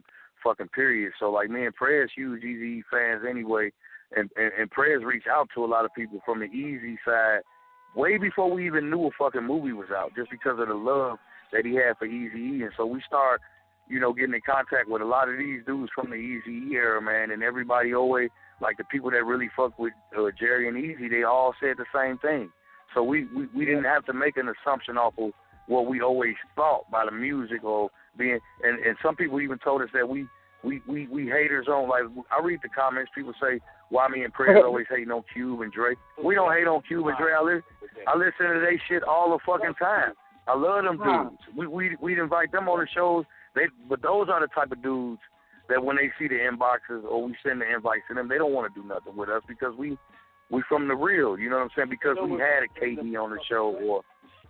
And to elaborate on what Mac was saying about Jerry, you know, he made the valid point. If I did these guys wrong, how come I wasn't sued? You know what I'm saying? And that's something. Exactly. That's something that you got to think about. Ice Cube at the time, he just went to Brian Turner, got a solo deal. He had access to entertainment attorney. If he was done wrong, why didn't he turn around and hit him with a suit? You know what I'm saying? Right there. You know, and Jerry never owned a company, which he always said that till his dying days. He always told us, I never owned the company. So even if it was like, and he's like, they couldn't be mad at Easy because Easy was doing everything for them. Yeah, that was just stuff that they was. Jerry told us that Cube and Dre always was jealous of Easy. You know what I'm saying? They wanted to be, Easy, and they could never be Easy while being with Easy. So they had to break off from Easy to be. Jerry's on our intro. Because they looked up to Easy. We got Jerry on our intro. Saying this is Jerry Heller, motherfucker, and he said, I want to shout out the Murdermaster Mystery Show. He didn't even say. Yeah, he called us the Mystery Show. You know what I'm saying? Jerry was the shit, though, man. Rest in peace to that guy. I love that guy. Man. Yeah, man. He was real good for our show. He gave us, you know, quotes. I mean, he came on the show whenever we asked him to. And it was a huge loss when he passed. He would have been on episode 300 if he hadn't passed. He would have been on there. He always would come through. Same way with Freeway Rick and all them. Yeah, Freeway Rick and Ross. And he's been on the show since the beginning. He's supposed to be on tonight. You know what I'm saying? You know, we're hoping that goes down. And I definitely, you know what I'm saying? I definitely want to thank you guys for doing what you do. But do you care if I give a few shout outs to a few people? Go ahead. First and foremost, Off the Cuff Radio, man, thank y'all for doing what you do. I want to shout out, you know what I'm saying, of course, my co-host, Mac J. Want to shout out the homie Brandon, you know what I'm saying, for everything you do, brother. I appreciate both you guys. Everybody, UGS for Life, you know what I'm saying, .com, you know, Scratch, LDP, D-Pain, the homie Exit Only, Caliber 007. Guys, if I miss anybody, let me know, man, because shit, you know I am with you know what I'm saying, Velvet Elaine, Skinny Man, you know what I'm saying, just everybody that, Skinny. You know, everybody that really fuck with us for real, man. It ain't a whole lot, but it is a whole lot, you know what I'm saying, so shit. Yeah. You know, and real quick. I encourage everybody just to go to ugsforlife.com for everything. If they want to know what we do, whether it be the Murdermastermusic show or Church of Reality or Underground Saturday Nights, just UGS for Life for everything, man. Just go there, check us out. And we ain't hard to find. We on Twitter, we on Facebook, we on, you know what I'm saying, we on all the social networks. Even if we don't operate them every day, you know what I'm saying, like we will, just hit us up. Prayers at ugsforlife.com or MacJ at ugsforlife.com. Yo, real quick, I just want to, everybody they shouted out, I shout them out as well, and I want to shout out the homie Fred Staff from Brooklyn, and definitely Monte Cristo from Detroit, the fucking horse trainer, that's my brother, and Super Smash Brothers, and that's about it, man. Everybody they shouted out too, man. Oh yeah, and if y'all into YouTube web series, man, my homies them out of Brownsville, Brooklyn, man. Let's Go for Life, man. I've been doing some promo with them, and they've been showing me love and shit. And so if y'all into them web series and shit, with just a gang of them on YouTube too.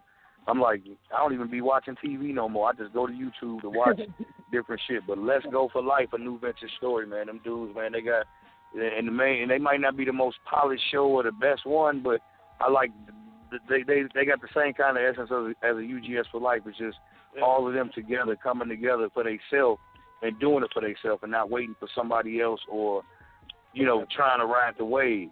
Yeah. Where are you guys located at? Yeah. You know what I'm saying? Me, myself, I'm in Southern Illinois, but I was born and raised up in the Chi. You know what I'm saying? Not far from Mac. Mac was about 40 miles to the south of where I was at. You know, right. Patrick, you know, and I live in St. Louis now. You know what I'm saying? I live in Southern Illinois now, so pretty much, I live pretty much, you know, not too far from Mac.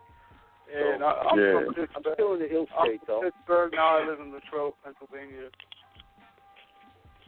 Yeah, so like if you're riding by the arch, like I'm literally, like I always say that, like y'all go in the archive and hear me saying that shit too. Like I'm right by the arch, not too far from downtown. So if you see that big ugly motherfucker, then I'm not too far. If you see where the whack ass Cardinals play baseball at, you know, I don't fuck with them. I love St. Louis, but I don't fuck with they sports. You know what I'm saying? Because Chicago and St. Louis don't really get along when it comes to sports. You know what I'm saying? They ain't got no football team no more, so I don't even got to talk shit about that no more. Fucking brutal. Mm-hmm. We ain't fucking especially after the Cubs won, man.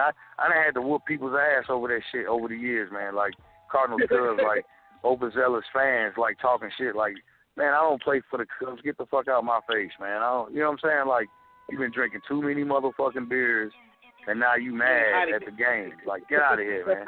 But that shit is some real deal shit down this motherfucker, man. The crazy shit is when the Back to the Future movie almost predicted that shit. It was like, what, a year? Like a year off? Like, they always predicted the Cubs winning the World Series. Someday. And everything. Yeah. I was crying tears of joy, man.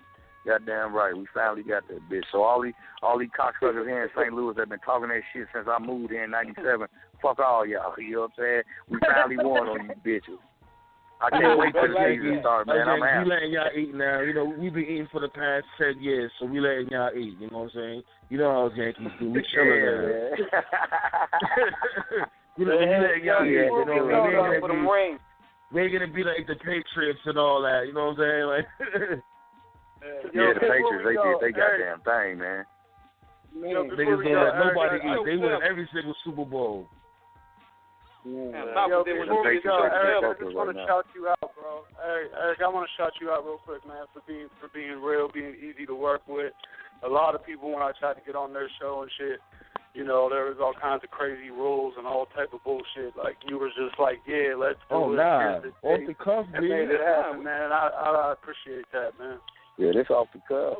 Yeah, y'all some off the cuff for a reason, man. Our other name, we the Guilloteam. You know why they call us the Guilloteam? Because we be fucking you say like how this dude does Charlamagne does like Donkey of the Day. We do our shit a little bit more differently. Like we be coming at motherfuckers' heads and basically just take out the guillotine and chop niggas' heads with the guillotine. You know what I'm saying? Like slice they shit.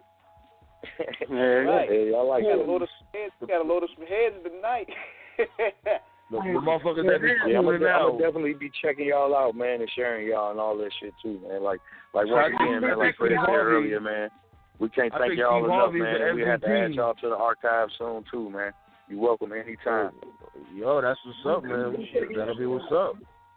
I need to check out their predator list. I need to know who I was fucking little kids, keep my kids away from them. I'm finna tear it out. Yeah, listen to MC Shan. Fuck KRS-One. Listen to MC. Right, and then while you on that note, man, shouts out to Poppy, man. You know what I'm saying? He Malik Campbell or Hassan Campbell on Facebook, man. He one of the ones that got molested by Bam, but he is out of all the motherfuckers I see on Facebook, he get blocked off Facebook and all that shit all the time, but he keep up the good fight, man. He exposing these motherfuckers. And he ain't scared of none of these motherfuckers either. You know what I'm saying? And he was on Star and all that shit too. You know what I'm saying? Like Poppy don't fuck around. They don't fuck with him. You know what I'm saying? But I'm glad guys like him and Shan taking a stand and telling people about the shit that they went through. So hopefully a kid that's going through something don't have to live with that type of shit on their brain for 30, 40 plus years. You know what I'm saying? You know what I'm saying? Because that's what happens. Especially in the black community, a lot of these little dudes get raped, whether it be molested by a female or a male. You know what I'm saying? Because a lot of dudes getting raped by women too, so they ain't off the hook either. You know what I'm saying? Like anybody that's preying on the fucking kids, I used to be guilty for that or the elderly or the disabled, you motherfuckers gotta go, man. Yeah, they gotta fucking, you gotta fucking brush them, man. They gotta be fucking gone, man. Like it ain't no compassion for you motherfuckers. And I ain't with all that snitching and shit. But I don't give that shit. That ain't considered snitching. You know what I'm saying? Like you motherfuckers gotta go. You fucking with the kids, man. You know what I'm saying? You gotta go. It ain't no covering it up because of you got money or because you a celebrity. I don't give a fuck if you a bum on the streets. You fuck with a kid. You gotta go. You gotta go because you're gonna keep doing it. And we gotta get this to Bambadda, turn right? these kids in the monsters, man. Straight like that. Yeah, I just shared MC Shan's newest video, man. Highly acclaimed, no need to brag. MC Shan for life. Fuck KRS-One. Yo, he used to go get another death threat. Y'all keep playing, they gonna death threat all y'all niggas. So the blast he really showing his name, man. Fuck all them faggots, man. That nigga, Shan used to live right across the street from me. He used to fuck with some shit right across the street from me. Yeah, I love MC Shan, man. MC Shan's always Shan the real deal too, man. But all these motherfuckers, man, and like with y'all start interviewing motherfuckers, just hit them up. You know what I'm saying? A lot of these motherfuckers that come on y'all show if they fuck with y'all. You know what I'm saying? Like, you don't have to be on no cornball shit. You don't have to be like, you know what I'm saying? Like, a lot of these motherfuckers do that shit. Like, for real, Vlad only asks motherfuckers to be on the show to try to get bullshit. He might be the police for real. You know what I'm saying? So many people just told on themselves. Look at Tax Stone. Tax Stone gonna probably go to prison forever for them interviews that he did with fucking Vlad. You know what I'm saying? Like, motherfuckers telling on themselves just so they can be on the platform. But the same, so you gotta think of it like this: the motherfuckers that go on their shows, this is dumb, because you know the type of questions this dude's gonna ask.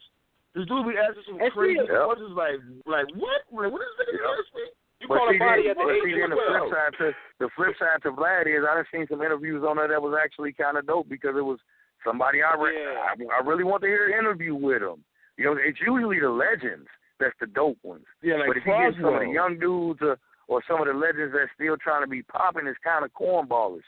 But like I seen Big Daddy Kane on Vlad, and it was a dope interview. You know what I'm saying? Like it's Big Daddy Kane. Like he only as big as his guest. So when his guest ain't making his show big, he got to go to the fuck shit. He got to have the Rico Recklesses, and he got to have Soulja Boy on there when they beefing. He got to, you know what I'm saying? He always asking them, like you say, dumb questions. He gonna ask every Chicago nigga about the game. Not only that, no one ain't supposed to talk about that shit. If you know how to do an interview you know how to just straight, conduct the interviews where it can't go to a direction you don't want it to go to. Right. Like, it's all about psychology. Right. A lot of these we're not going to have Dub shit. C on the show and ask him what Crip gang he's from. You know what I'm saying? But Vlad will. Vlad be like, well, what part of L.A. and what kind of Crip are you? Because he want them to talk. He want the police to know what the fuck they doing. Yeah, he working with them hoes. He getting money off that shit. The wrong kind of money. What's that? It's not necessary. Agents all over. So how many bodies you got? You got a body in your resume? Yeah. Sort of Some people used to say Star was an agent. I don't know if y'all familiar with Star and Buck Wild, but some people say Star was an agent. But I ain't never look at it like that. I just always looked at it like Star talk a whole bunch of shit. That's why they be hating on him. Because he be hating on motherfuckers. You know what it is with Star? Like, Star's like a hit. He always been like a hit and miss for me. Like, that's my dude and all, but he be saying some wild shit too. Like, off every the wall time, shit. Like, you can't, like, especially with that Aaliyah shit. Like, I never liked it when he made fun of Aaliyah's death. I never really got over that shit. You know what I'm saying? But he's just like Star's just he's just a fucking ass. You know, he's just a straight. Okay, he likes to engage a reaction for people. Like, he likes to engage a reaction. That's the type of person he is. He exposed. He opportunist. He exposed and his family they with the police. I think his brother, he's a cop, so he feel like he's bulletproof.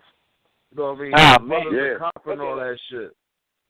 Plus, he had that license to carry. That got him feeling that too. Yeah. Nah, hell. Well, before y'all go, I just want y'all to know I'm gonna get your information if possible, because I know since y'all say I'm seeing the love y'all have for Easy. So I'm gonna see if y'all want to get some of his sons on the show that actually in music and doing some things. Y'all can you can check the archive, man. We got Lil Easy on one of the episodes too. Go on the archive. We got Lil Easy on there. We hit a lot of them up, man. I used to hit Baby Easy and E3, man. It's, a lot of times I think E3 them they be traveling a whole lot. So like, y'all gotta hit an interview. We was gonna try to have them. Yeah, we was gonna have them on there with Yellow on the show one time. That we did with him. You heard? We had an interview with him a while back. We was talking about E3 and all that stuff. Yeah. They talking about kangaroos beating people up. Shout out to Baby Easy, a.k.a. Easy 3. That was a crazy interview. Hell yeah. He was a half-ass guest co-host last time, but he didn't say too much. Like that's what we love our show. You want to talk about questions? Like will that chinchilla? Nah, he said we'd love to have him on the show. I said I could make it happen for him. I just gotta get their permission to get their information. You know how I do. I'm permission down. So as long as I get the permission, I get their information, and then I talk to him and see when he can do it. If he's willing, which I'm sure he will be. So y'all don't sound like no disrespectful niggas from all the shit out of him today. Y'all ain't gonna try and put him in a crazy predicament, but he ain't tipping on. We had Easy's daughter on the show too, Lil Evie. She was on our show too. So y'all can check that interview out too. You know I didn't see that one. Yeah, that's on there too. Dads and them, and she felt that they wasn't repping the Ruthless Records the right way or something like that. And yeah, Dad talking about he's starting a new Ruthless Records. And she said they ain't starting shit. She truly believes her father was murdered. She wants. Yeah, they got a documentary coming out. Yeah, called Ruthless Scandal. You know what I'm saying? That should be coming out hopefully this year. But man, I tell you, it's a shouts out to Evie, man. Huge honor to come shouts out to all Easy's kids, man. Erica and all of them, man. They all cool people too, man. It's like 11. Easy forever in this motherfucker. That's it. And I'm loving y'all's vibe and the way y'all stick together, the way y'all know each other. Y'all know y'all can take tasks from each other, and the way y'all striving for the success in 301 shows. That's definitely congratulations to you. Well, thank you, man. Appreciate it, man. Really appreciate it. You know, these the people you work with, doing this stuff, they become your brothers, man. Like, for example, we interviewed Chuck D. It was one of those situations where I put the word out like a year in advance, and his publicist hits me up on I think it was a Saturday or Friday, and it's like, it was a Friday, and it was at midnight, right? Right as this dude Mac it's his birthday, right as he's celebrating his birthday, right? Chuck D. You know what I'm saying? Right, So, right when it hit midnight, me and Prez did an interview with Chuck D, and we had him for like an hour plus, just chopping it up about hip hop. Chuck D. I done been listening to Public Enemy since I was a youngin'. You know what I'm saying? Like, I remember Fight the Power, and every time I watch motherfucking Do the Right Thing, it's the first shit you hear. 1989, a number, another summer. I'm bumping that shit tonight, man. I couldn't afford to get I know there's so much questions you can ask that dude. Like, I know you could. I know you even know where to start when it comes to asking questions. Man, you and see the cool thing about dudes like that is, you know, it like I say, people can have the same guests, but they ain't gonna feel the same way with everybody that they talk to. So like, once they get comfortable with you, they just do the talking. Like when we interviewed DMC, we did that pre-recorded, and me and Prez just asked a few things, but he loved to talk about hip hop so much, we just let him talk. We just sitting there listening. It's like if you, back in the days, the old guys tell the young guys the stories. That's what me and Prez did. We asked them a few things we was curious about, and then they just go. You know what I'm saying? Those are the best shows.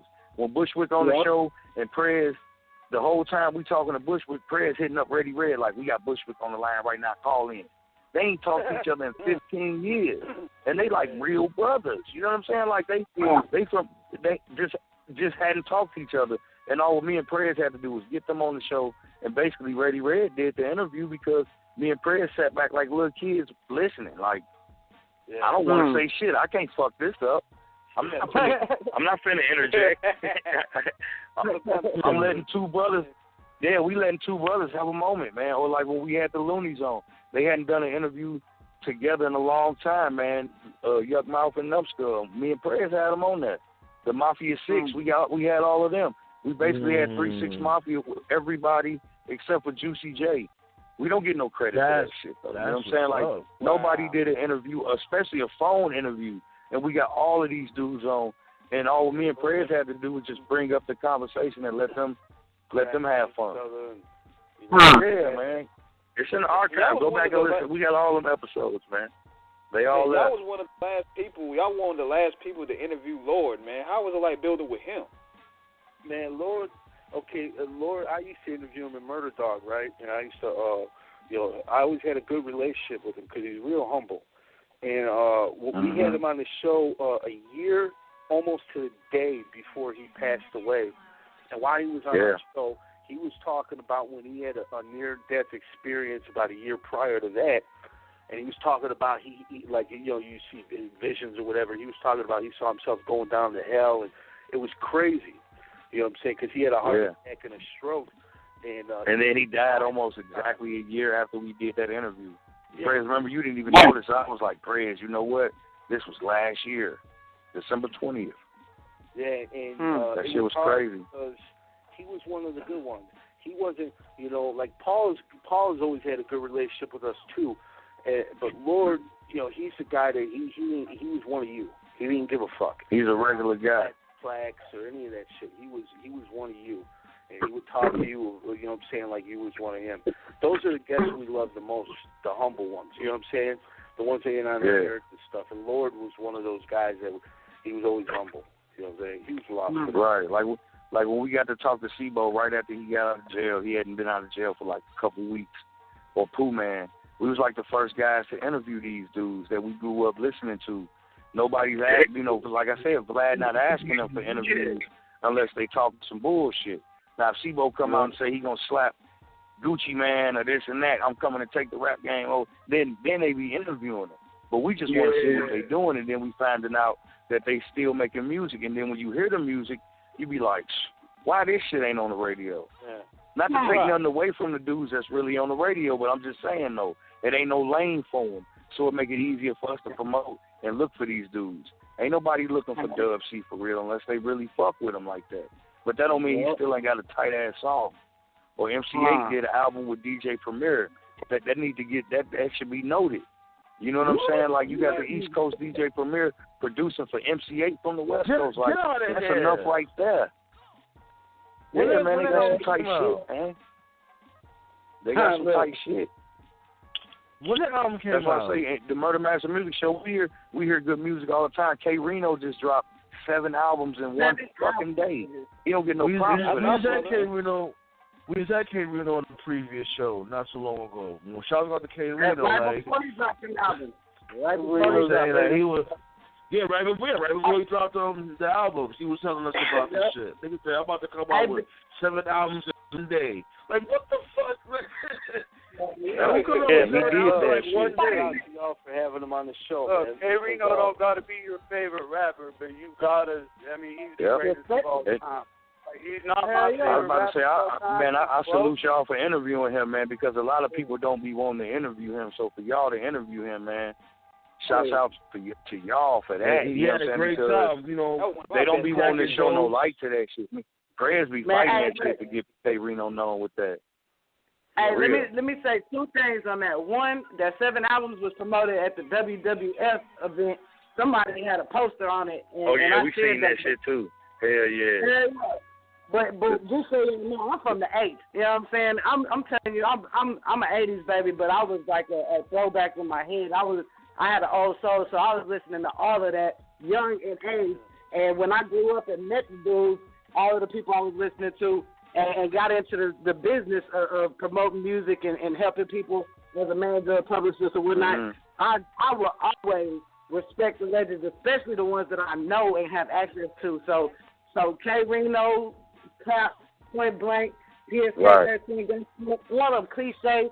Everybody, I can't even name everybody. SEC South Park Coalition. I'm gonna just sum it up like that. And everybody that's right. Well, you say you from Houston. You say you from Houston. Or you from Atlanta? No, I'm from Houston. Oh, I'm from the from Houston, so. Yes. Yeah. And so I'm always know all that shit. We just had Seattle on the show last different night. Areas. From the Bonnie Boys. Yeah. She's from Houston. King is from North Kakalaki, and I'm from the BX. Mm-hmm. We worldwide out here. You from the BX, huh? You know what I'm saying? The BX in the building, South BX, the same block as Service Squad. Right on. Yeah. Hell yeah. It's good to see people be putting up from all over the place. And yeah, we all over this motherfucker. We globe trotting. It's international, man. That's how we try to keep it on the Off the Club radio, like the voice of the voiceless. Hell yeah. Man, like I really me, man. man. I'm in Pittsburgh now, but over the summertime, I'll be in Philly, I'll be in New York, and I'll be in Michigan. So I'll be on the show from all 3 of those places. That nigga say he a statewide hotter, nigga. Yeah, United. Right. I'm about to say, man, what everybody on this line need to do, y'all all need to skip to the loo and record one of these live from the alleys with me, man. And let me put that shit out, man. Because we going to do that shit too, man. And live from the alley is just motherfuckers posted up, kicking in and just showing a different side. Maybe do some skits a la Dave Chappelle type shit. But, you know what I'm saying? Just because these web series dudes got me motivated for certain types of shit. You know what I'm saying? So I know if everybody else could do it, we could put our own spin on some shit. And why not? It's time to get some fucking paper with this shit, man. Like on the real, man. Because everybody else will cash in. You know what I'm saying? This the year these motherfuckers. Everybody, because y'all ain't noticed, everybody in their mouth want a motherfucking podcast now. Everybody Hell wants yeah. Everybody, It's some easy shit to do, but what people don't realize, it ain't easy work that you got to put into it. So the motherfuckers that's going to grind is probably going to be the motherfuckers that's going to get something. And that's the thing, too. You got to be authentic. You got to be authentic to stay in the game. Exactly. Mm-hmm. Not only that, you got to do your homework. There be a lot of motherfuckers that do podcasts and they don't do proper homework on their topic. They just be saying a whole bunch of bullshit. Mm-hmm. Like what the fuck is you talking about? That never happened, you dork. Right. we know a buster that tried to break off and start his own show, and all he did was talk shit and try to hate on what we do, even though he used to be part of the team. He's just straight fuck boy, you know what I'm saying? And try to do it on his own, but he's seen that it's a whole lot of work into this shit, and you think you're just gonna hop off and just do your own shit, especially on some hating shit. you ain't gonna be able to top what we doing because we really working. You know what I'm saying? So now your shit flopping like a dead fish. You know what I'm saying? And ain't nobody listening to it. You know what I'm saying? That's what I'm saying. And I guarantee you, his bitch ass listening to the show too, because he's a stalker ass motherfucker. He probably listening right now. Niggas eat shit like that though, and niggas don't even want to fuck with a nigga too long. Talking about being guest, you gotta be able to be authentic with your guests, and if they feel all you do is hating on other shows and other people, niggas ain't gonna keep continuing to go to your show. Man, don't nobody want to exactly. And you gotta have high energy. You just can't be sitting there like, hey, how you doing? This is my show. Yeah, like you gotta have some energy. Right, I was just about to ask y'all, do y'all get guests on y'all shows? Sometimes it just be kind of like, like sometimes me and Prez do it, and then dealing with blog talk will fuck up sometimes, or like sometimes. Knock on wood, man, we've been good all year. Knock on wood. Yeah, let's knock on wood. Knock it on for you. Yeah, stop. Right, but we had an ice storm a couple weeks back, and the shit was making me on our Saturday show. It's making me like when I hit the control, it just wouldn't respond until later on. So if I want to play a sound effect or a song, this shit was coming on like 40 seconds later, and I'm like, damn. Or the sound was up too high and shit like that. Y'all ever had a guest on y'all show, and it was some awkward moments, and y'all was just kind of like, we just get quiet, like it's that weird awkward sound. Nobody say nothing. Plenty of times. We have to postpone the show. But you know I usually play it off and act like I can't hear it. I'll be like, can y'all hear me? Hello? Yeah. Oh, my bad, y'all. We put that, you know what I'm saying? Like that delay reaction. Exactly. That's why you got to have 5 minutes. If you have a damn fool on every show, then somebody gonna break that ice, don't it? Yeah. I was on the show one time for 30 minutes minutes before I realized these motherfuckers can't hear me. I was on mute. I had my phone on mute, but I was conversating the whole time. I was wondering why there ain't nobody reacted to nothing I said. They must hate what. Let me be quiet for a minute, but the whole goddamn time I was on mute. I had some good information y'all missed out on that night. Talking to my goddamn shit like this. It could be some shit like this, like you on the phone, listening to the conversation. Next thing you know, you're the operator say, "Thanks for using Blog Talk Radio. Goodbye." Like, yeah, everybody been gone. Yeah. I remember when I did it one show, when I set the time in wrong. This was my first time actually doing it, and as soon as I go on the air, it only had like 5 minutes to do a show. I was like, the best show ever. We covered a lot of bases in 5 minutes. Yeah, I was supposed to set it for 180 minutes. I set it for 15 minutes. And I'm interviewing the guy, right? I'm interviewing him, and I look up at the board, and it says, you have 2 minutes left. I'm thinking, what? I just started the fucking show. And then I look back, and it said 15 minutes. It's like, fuck. So sometimes I forget, you know what I'm saying? I mean, nobody's perfect, but sometimes, you know, it's a site. You're going to have some fuck-ups, you know what I'm saying? But we used to do one show a week, maybe 2. Man, we haven't, since the beginning of the year, we've been doing shows pretty much every night. We ain't stopped. Yeah, Monday. We've been having good stuff with Blog Talk, and you know, we're hoping to continue. Except for that ice storm week, man, and that was crazy because we had ice, like it was raining fucking ice out here, man. Yeah. Like so, it was like breaking power lines and all kinds of shit. God damn. You know, like, it's people's shit was crazy, man. It's been a good run. I guess the thing about St. Louis, it was 20 degrees yesterday. It's 60 today. So, like, they should just be back and forth. You know what I'm saying? So that bipolar weather, man. It's the same thing out here. Yeah, you got to make sure you keep your motherfucking scarf on and shit. That's how motherfuckers catch pneumonia and shit. It's a crazy thing you mentioned that, though, St. Louis. I was thinking about moving to Kansas City. Yeah, but see, Kansas City like 3.5 hours from here. It's like 300 miles. So, like, yeah, we in the same state, but Kansas, I'm about to say Kansas City is totally different than, because sometimes it be cold as fuck out there. They I know it's totally different. I know, I already know. Yeah. That's like, you know, like Manhattan is mad different than the Bronx. Yeah, hell yeah. Like y'all just got some snow up there too in New York, didn't y'all get a snowstorm? Yeah, that shit was light though. New York. We normally get crazy blizzards, but this shit was light. We got 6 inches here in Pittsburgh. You know what it was too, because we caught it at the time. We knew about it ahead of time. So, our punk ass mayor, De Blasio, he was on his job. They kind of slacking over there in New York anyway. Just like your man Charles Oakley, he throwing bowls out there. Yeah.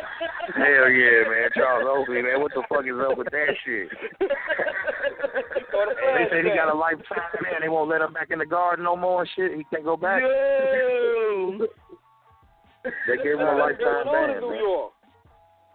After they arrested him, they gave him a lifetime ban. He can't come back. He's Nick, man. But then, Oakley been a goon, though. Him and Anthony Mason, them niggas was goons, him and Anthony Mason. Yeah, they didn't get they had to battle our bulls, man. You know what I'm saying? Me and Prez, we all shot down with it, man. And we traded them. And, with the Bulls and Knicks used to have them classic battles. I mean, classic battles, man. Yeah. That's basketball. Motherfuckers used to bleed. Yeah, they like that football. You know what I'm saying? Back in the day, I mean, you could straight, like, I remember Ron Artest elbowed that dude hard and right in the fucking neck. They give a hell yeah. You know what I'm saying? Like, Ron Artest a beast with that shit. That nigga ran his fans that one year. You know what I'm saying? Like, shit, fighting fans. I mean, they fighting fans. Dennis Rodman was out there. He was wearing the dresses. He was wearing wedding dresses. And yeah, he get on the court and get like 20 rebounds on your ass. Oh yeah, right. And they got Rodman. Yeah, Rodman. He threw the ball. We all knew he was gay. I don't care. He was gay. Rodman was gay. He was the first young thug. He was the hybrid of what they turned to the young thugs. That's what they turned. Like Rodman was the start of that type of shit. Yeah, right. Motherfuckers, like, he embraced it. He embraced it, though. You know what I'm saying? He flipped it on them. You know what I'm saying? Because he was at the top of his game. He's a bad boy. What do you mean? He's a bad boy. That's why he was wearing dresses. Hey, remember that other motherfucker did the same shit? The Ricky Williams boy. He was all on the motherfucking ESPN or whatever with the wedding dress on and shit. Then he cut his dreads out. He got the best running back in the league. Now he want to go live like a bum and smoke weed and do all this shit. That's what those folks were trying to get. They had opened that ass, man. You know what I'm saying? You know what I'm saying? Some of the motherfuckers, they accept that shit, man, and then they can't deal with it, man. I'm telling you, man, that's how that shit be going sometimes, man. Well, these motherfuckers sign some shit they can't handle. You know what I'm saying? Yeah, man. People, they laugh at the Illuminati and all this shit. I can speak on it because before the Illuminati was all popular, we put out a compilation with 69 tracks from 15 different countries called "Fuck the Illuminati," right? And we was 69 tracks. Goddamn. Yeah.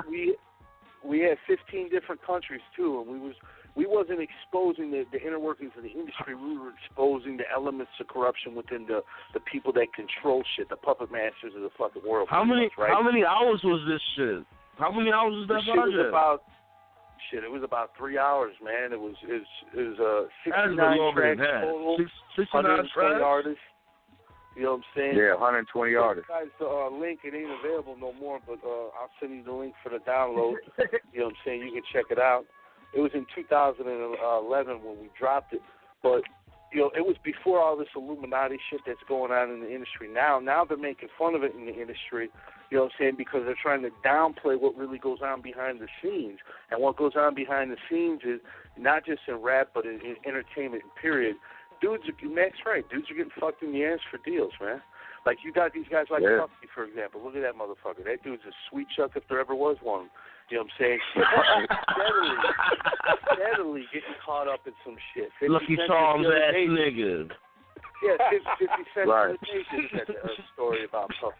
You know what I'm saying?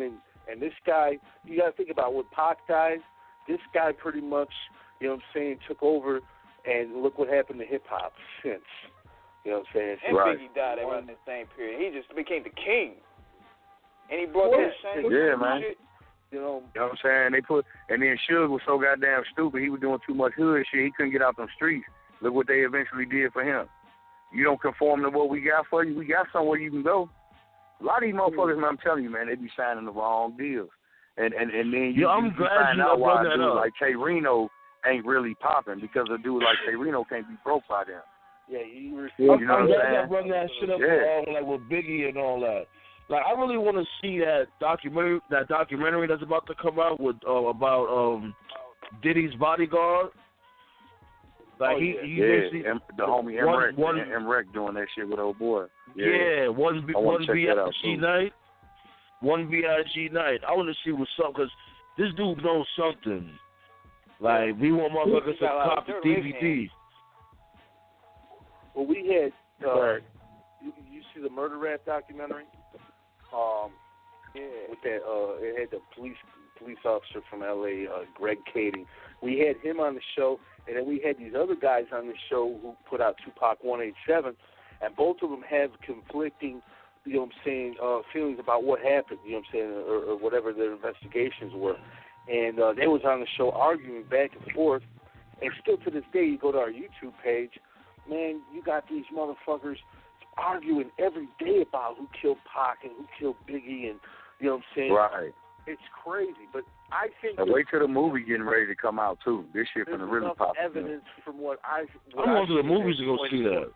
Puffy, man. You know, I'm going to the movies to go see that ASAP. Me too. Yep. The first day it come out, I'm going to see that shit. Y'all talking about the Tupac movie, right? Yeah, the All Eyes on Me. That's gonna get Oscars. It looks good. Straight Outta Compton looked good too, though, and look what happened with Straight Outta Compton. You know, there's a lot of shit left out. You know what I'm saying? But it's Hollywood. It still was a good Hollywood. Yeah, it was still a good movie too, though. It was. It was in like for real, like. You gotta remember too, like Straight Outta Compton was just like when you know the real shit, you be wanting more. Yeah. Oh yeah. Definitely. You know what I'm saying? Now, right now, Michelle got it on wait. Hold up. Y'all see that the Michelle one? Was that shit Surviving Compton? Oh, yeah. When she got I still ain't seen that. That shit was crazy, son. Like, this dude was just using her face as a punching bag. And he shot at the bitch. Like, damn, like, Dre was wildin'. I gotta check that out because I still ain't seen that yet.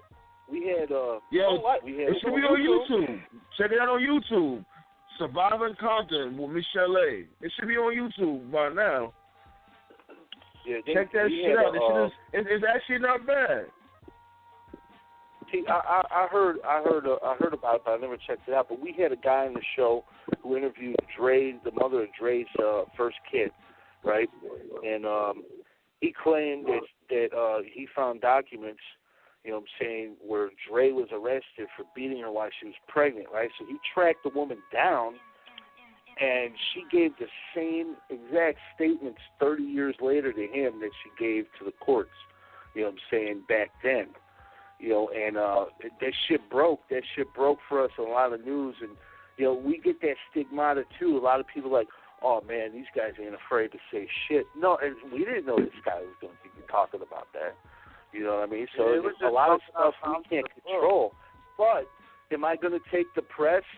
I'll put it to this way. One of my favorite albums in the 80s was Willie V. Controversy.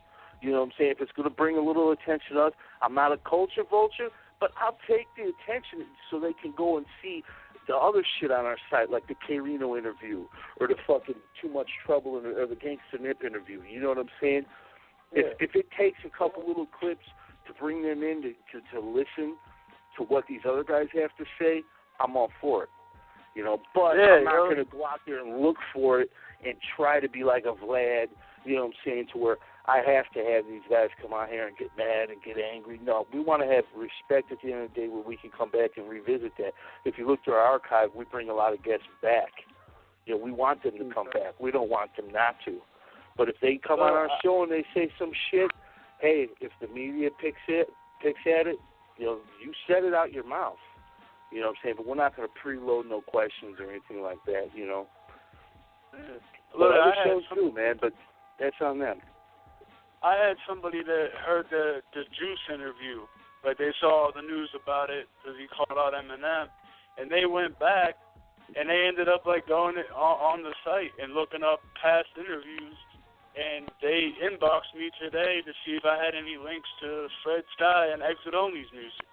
You know what I mean? Yeah. And, like, they found the site because of what MC Juice said, and then they ended up liking two artists just from, two totally different shows. You know what I mean? Like, they just found them just from checking out the site because they heard it somewhere else.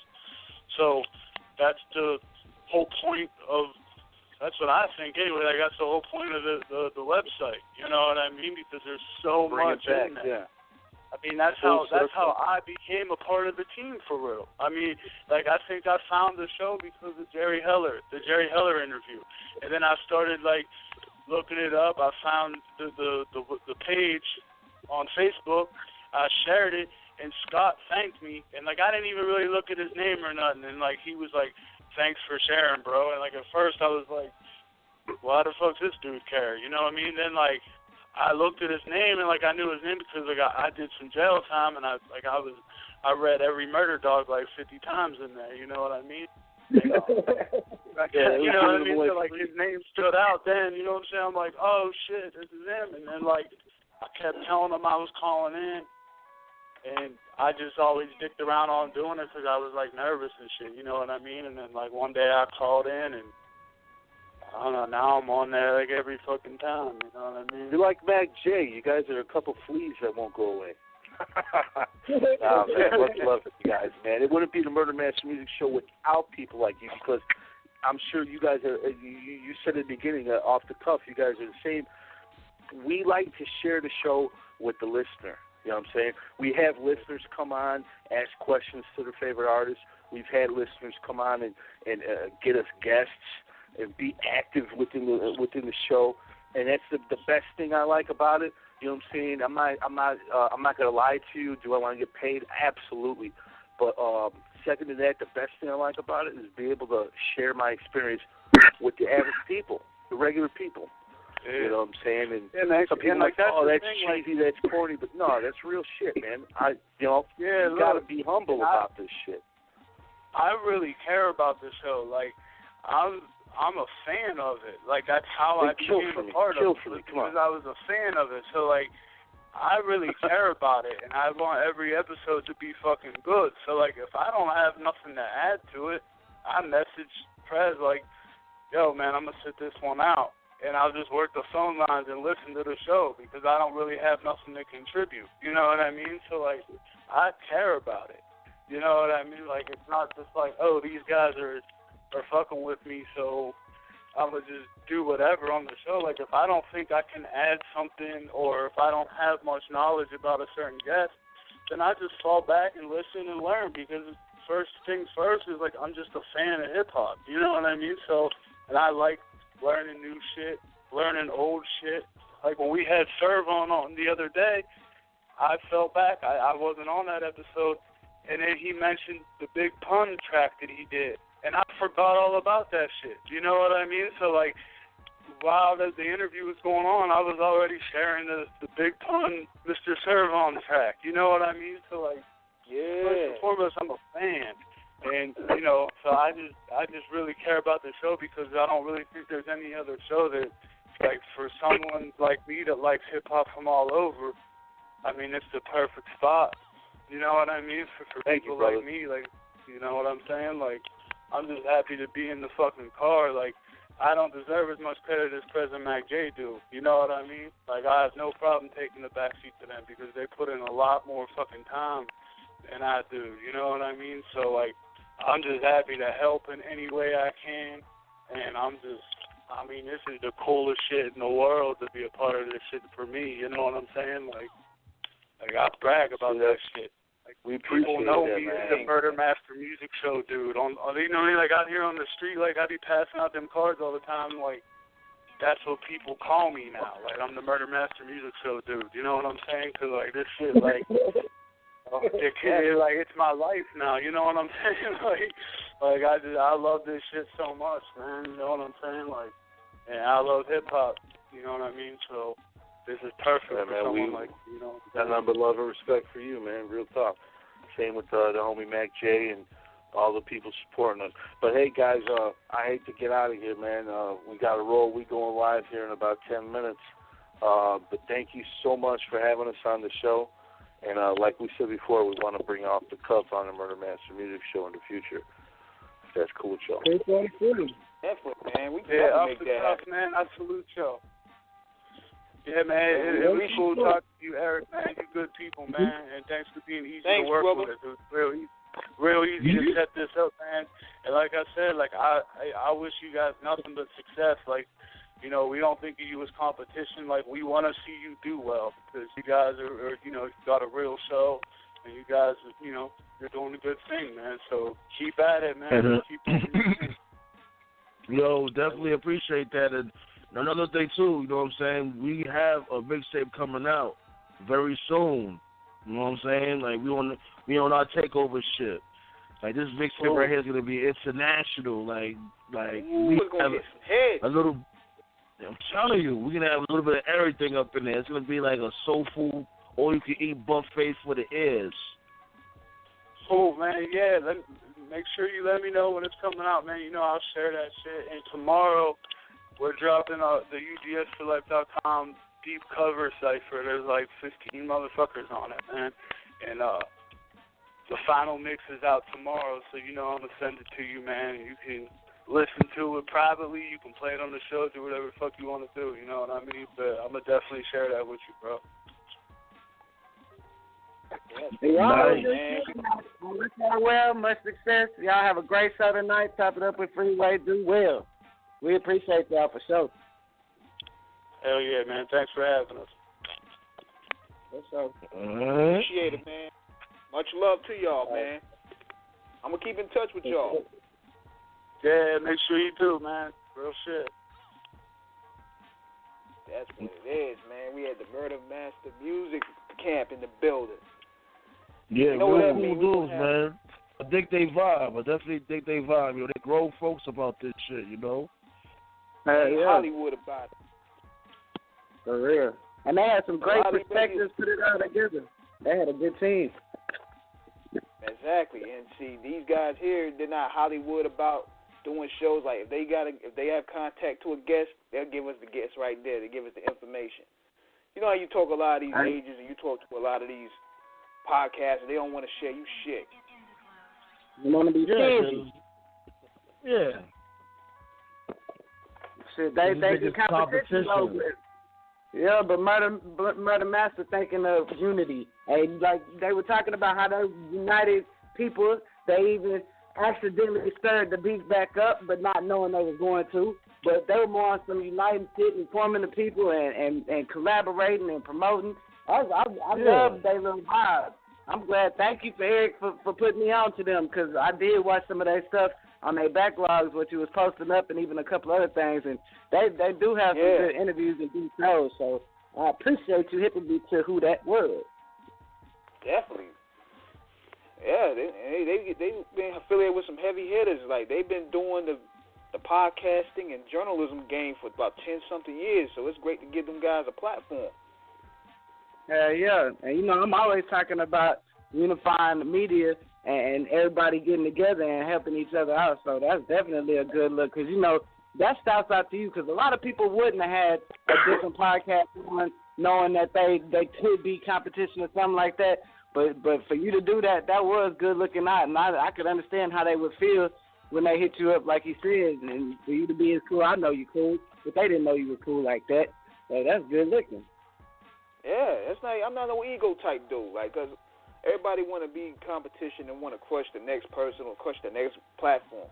Now we want to bridge that gap to where everybody can benefit, because nobody in the mainstream platform is really giving people that outlet, especially the underground, especially the ones that's really still putting it down, the OGs. So it's only right. And that's what the underground needs too. Is more unified publicity, unified media, unified artists, unified community. Because that's the only thing keeping the underground down, is with so much beef stirring up. Every time they start to rise, some bullshit will bring them down, and it just is harder work to put in to get right back to where you were sometimes. Hey, the crazy part is, speaking of beef, I'm trying to figure out what is going on with Jim and Cameron, because this is the funniest thing going on. Cause y'all can see my profile picture. I got Jim Jones crying. I saw that. Oh, boy. Man. Jim and Cam, man. You got a clip? Yeah, hold on, I'm gonna play the clip right now with Jim. He was spilling his heart out there.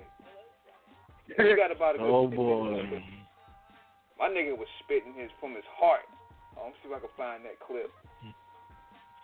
That nigga say. That nigga did put it in his stuff out there. Everything. He needs another track that was popping, that's Ballin' was. I think I got it right here. I think I got it right here. And, you know, it was always Cam. He's on the Funk Master Flex interview. See, we name dropped the interviewers. Hold on, here we go, right here.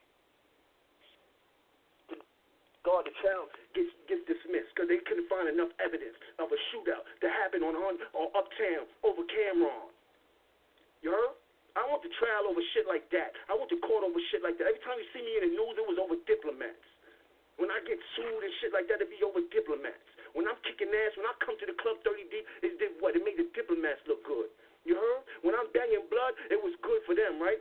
It was good when it was good for them. You heard? When it wasn't good for them, nobody wanted to be a part of the blood. But when the blood became popping and it became the notoriety of the blood started becoming, everybody want to turn blood.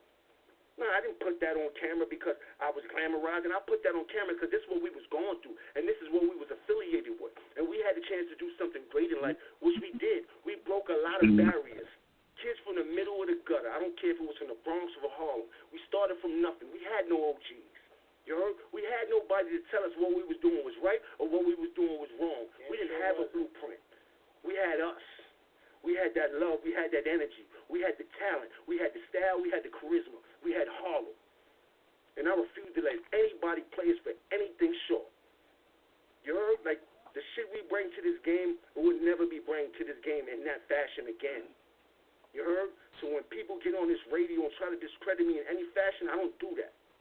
I pick niggas up in the midst of whatever because I know what we went through. What we went through was a real thing. Joel's still my favorite rapper today. I told him that ever since I met him at age 16. And even today when he pushed, he just put a record out called Dipped in Coke. You know what I put? I put work, bro. I ain't got time for the frivolous shit. My personal problems has never been about the business. And everybody knows that. You heard? This nigga sound like he was going to justify selling out. That nigga said you heard about 15 times. like, damn, man. I mean, he was passionate. Yeah, that's what that was. You could hear it passing all through his voice. I'm looking at another clip he just posted up on Instagram. He signed that deal with Jay. Nigga cut the beard. He got a smiley. He got some new Air Forces. This nigga's happy right now. Post that nigga a check. Shit. From before he was all angry, nigga had the scruffy band and all that. Jim, that nigga was going through it. I'm with the Sandman, though. He need to come with something hard, though. He need to make a nigga a believer again, though. Damn. Exactly. He need that new banger. Yeah. That's it. Especially now he signed with Rock Nation, they're gonna want that banger. Like, yeah, we need to recoup this money. How you gonna give us this money back? Yeah, because right now all the kids growing up, the millennials, all they know him from is the fucking reality show. They don't know nothing about Jim Jones like that. Exactly. But in some cases, he do got a point though, like, because around that time when Ballin' and shit came out, everybody did want to be Blood. And like when Dipset was popping, everybody wanted to be Blood. He do got a point. Yeah. Shit, we see Lil Wayne was jumping shit. Goddamn. People know what he exactly. Man, but that's only them. That's only them flip flop ass niggas, them non-real gangsters and shit. If they had a real set, they wasn't trying to flip flop if they was real with it. Yeah, it's them studio gangsters and them whole ass bullshit made niggas that'll do some shit like that. Cause nigga, it's one thing to just say I'm repping something and I'm cool with the others and I ain't shit tripping, but to flip flop from one gang to the next, a whole different color, a whole different side. That's some shit. I'd rather see a nigga put the flag down first than to flip flop. Nigga, if you gonna be what you want, First Lil Wayne was a Crip, then he was a Blood, then he was a skater, now he's a rocker. Like, he switched probably between them two, being a skater or being a rocker. But I don't know what then the fuck he is. He's just a moron. Black ass. Now that nigga is trying to be in with the white crowd with his black motherfucking ass. The hell, with all the Black Lives Matter, the whole ordeal with his interview, that bullshit. If I didn't lose respect before for that nigga took all the respect I was trying to have for him in that fucking interview. Hey, hell, you can't relate to Black Lives Matter, nigga. You is still black. And when them lives get your ass, they ain't looking at none of that money being to save your ass. They gonna lock your black ass up. And look at that goals while you in the tank. Nigga, if they don't come out and they be putting them on their fucking mantle, nigga, that bullshit. We ain't gonna get on the lane today. Nigga be walking around dressed like John Stamos and all that shit. Looking like a though. Look, Hey, you know what though? And while we on beef, and this is the last one we got to mention though. I'm trying to figure this out myself, and this one kind of like bothers me, cause I actually know people within that camp, but I'm trying to figure out why don't Gucci Mane and Waka Flocka shoot the fair one? Like, put them on the card, y'all. I'm telling you, put them on the Soulja Boy and Chris Brown card. Put them on the undercard. This should be the lineup for that card. It should be Beanie Siegel and T.P. Babe, the dude that knocked Beanie Siegel out. These motherfuckers right there, and fucking Chris Brown and Soulja Boy, the main event. Hey, but you didn't add money. You didn't add Kodak Black in that hoe? Kodak Black and Lil Wayne on the card too. Yeah, they gotta go on that bit. I want to see somebody get their ass knocked out a few times. Put that shit on pay-per-view. You know how much stream that shit? You know how much bread that shit get? Put that shit on IPTV or something? Might have KRS and MC Shan shoot a fair one more time. Man. You know what? And I wasn't even thinking like how they was thinking when they came out with the fag shit and all of that. I be trying not to listen to shit like that, but when it's put in your face and then you have a visual of the nigga being hard and just drop his little wrist or something, that's serious right there. Like, come on, man, you too damn big to be doing that shit, Paul. Like you big heavy nigga walking around like Beyonce. Come on, B. That's nasty. The gangster look for a long time. So, nigga, I mean, I know they got some gangsters. That's fucking Bambadda fucking dancing like Beyonce and shit. Nobody don't want to see that shit. Man, you know how the gangsters that on dance say boogie, his boogie turned into a twerk real quick in my head, and that was a bad thing. That was not cute. I can't even look at the KRS fucking album cover no more. No, nothing. Nigga, KRS One somewhere twerking and shit.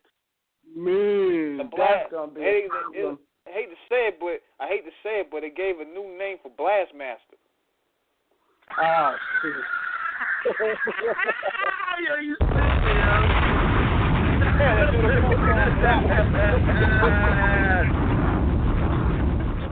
On that note, that is the end of our show for this week's edition.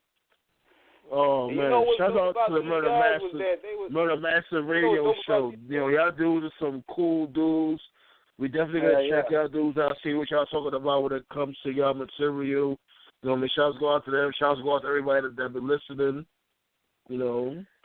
And I'm looking forward to seeing the next one. Goddamn, I don't want to support them. I'm gonna have to look on their shit, support they whole show, and every pedophile I see on that bitch or hear about, I'm gonna have to keep a mental note. Yeah, I might call in tomorrow. I might call this show and see what's up. You know what I'm saying? Yeah, I'm gonna get the information from those guys about tomorrow's show, so one of us can at least call in on behalf of the Off the Cuff brand. But I have to work tomorrow, but I'm gonna try to get in there. I'm gonna try to sneak my shout out in there. Yeah, I was about to say, let me know the information. I try and call in, shout you out the show, let them know you're a hard-working man, you love to be there. And I'm sure the Sandman gonna show up. So, As long as ain't nobody. He gonna show up with a 2x4 and a 6-pack. Hey. Yippee-ki-yay, motherfucker. As long as he don't show up with the skirt on and the goddamn wristband and start, boy, look here. Oh, yeah, another thing, too. For those that don't know, that didn't see my Facebook status, I am coming out with a new track this Valentine's Day. You know what I'm saying? I'm going to switch it up. You know what I mean? I know I'm just Rebecca rap, but I'm going to switch it up real quick on everybody with this track that I'm about to come out with. For real, I heard about this. I'm looking forward to it. You know what I'm saying? Most definitely, son. Yeah. And it's also going to be on Straight Through the Finale, which is coming out soon. Be on the lookout for Straight Through the Finale. Coming out soon. There we go. And also, too, I'm also promoting the Guilloteam Takeover mixtape. That's in the work right now. That's going to come out in April. We're going to hit niggas upside the head with that one. Oh, that's going to be hard. I'm waiting for that one, too. And since we're talking about coming out, I gotta just mention that your boy Hatchwise guy, we had him on the show a few weeks ago. He's coming. He just released a new song called Bubblegum. A video coming soon if it's not out already. So you gotta be looking out for that. On YouTube? Got the boom on that Oh. And one more thing. It's a homie out of Beaumont called Zig. He did something called featuring Easy E3, aka Baby Easy, and Numb in Pain. That just came out. That's a hard ass shit. The video is releasing soon. You can get some snippets on my webpage, on E's webpage, on Z's webpage, on Dominating Force webpage. But that hoe is hard. So y'all gonna have to look out for that too. We're gonna check that out for sure. It's a hard ass hoe. Everybody sign out of this mug because Blog Talk is on my nuts right now. So we're going to sign out of here. And we're going to catch y'all in the next go-round. Big shout-out to Murdermastermusic for representing for us. Yes, sir. We're going to catch y'all. And we are out. Peace out, motherfuckers. Yeah.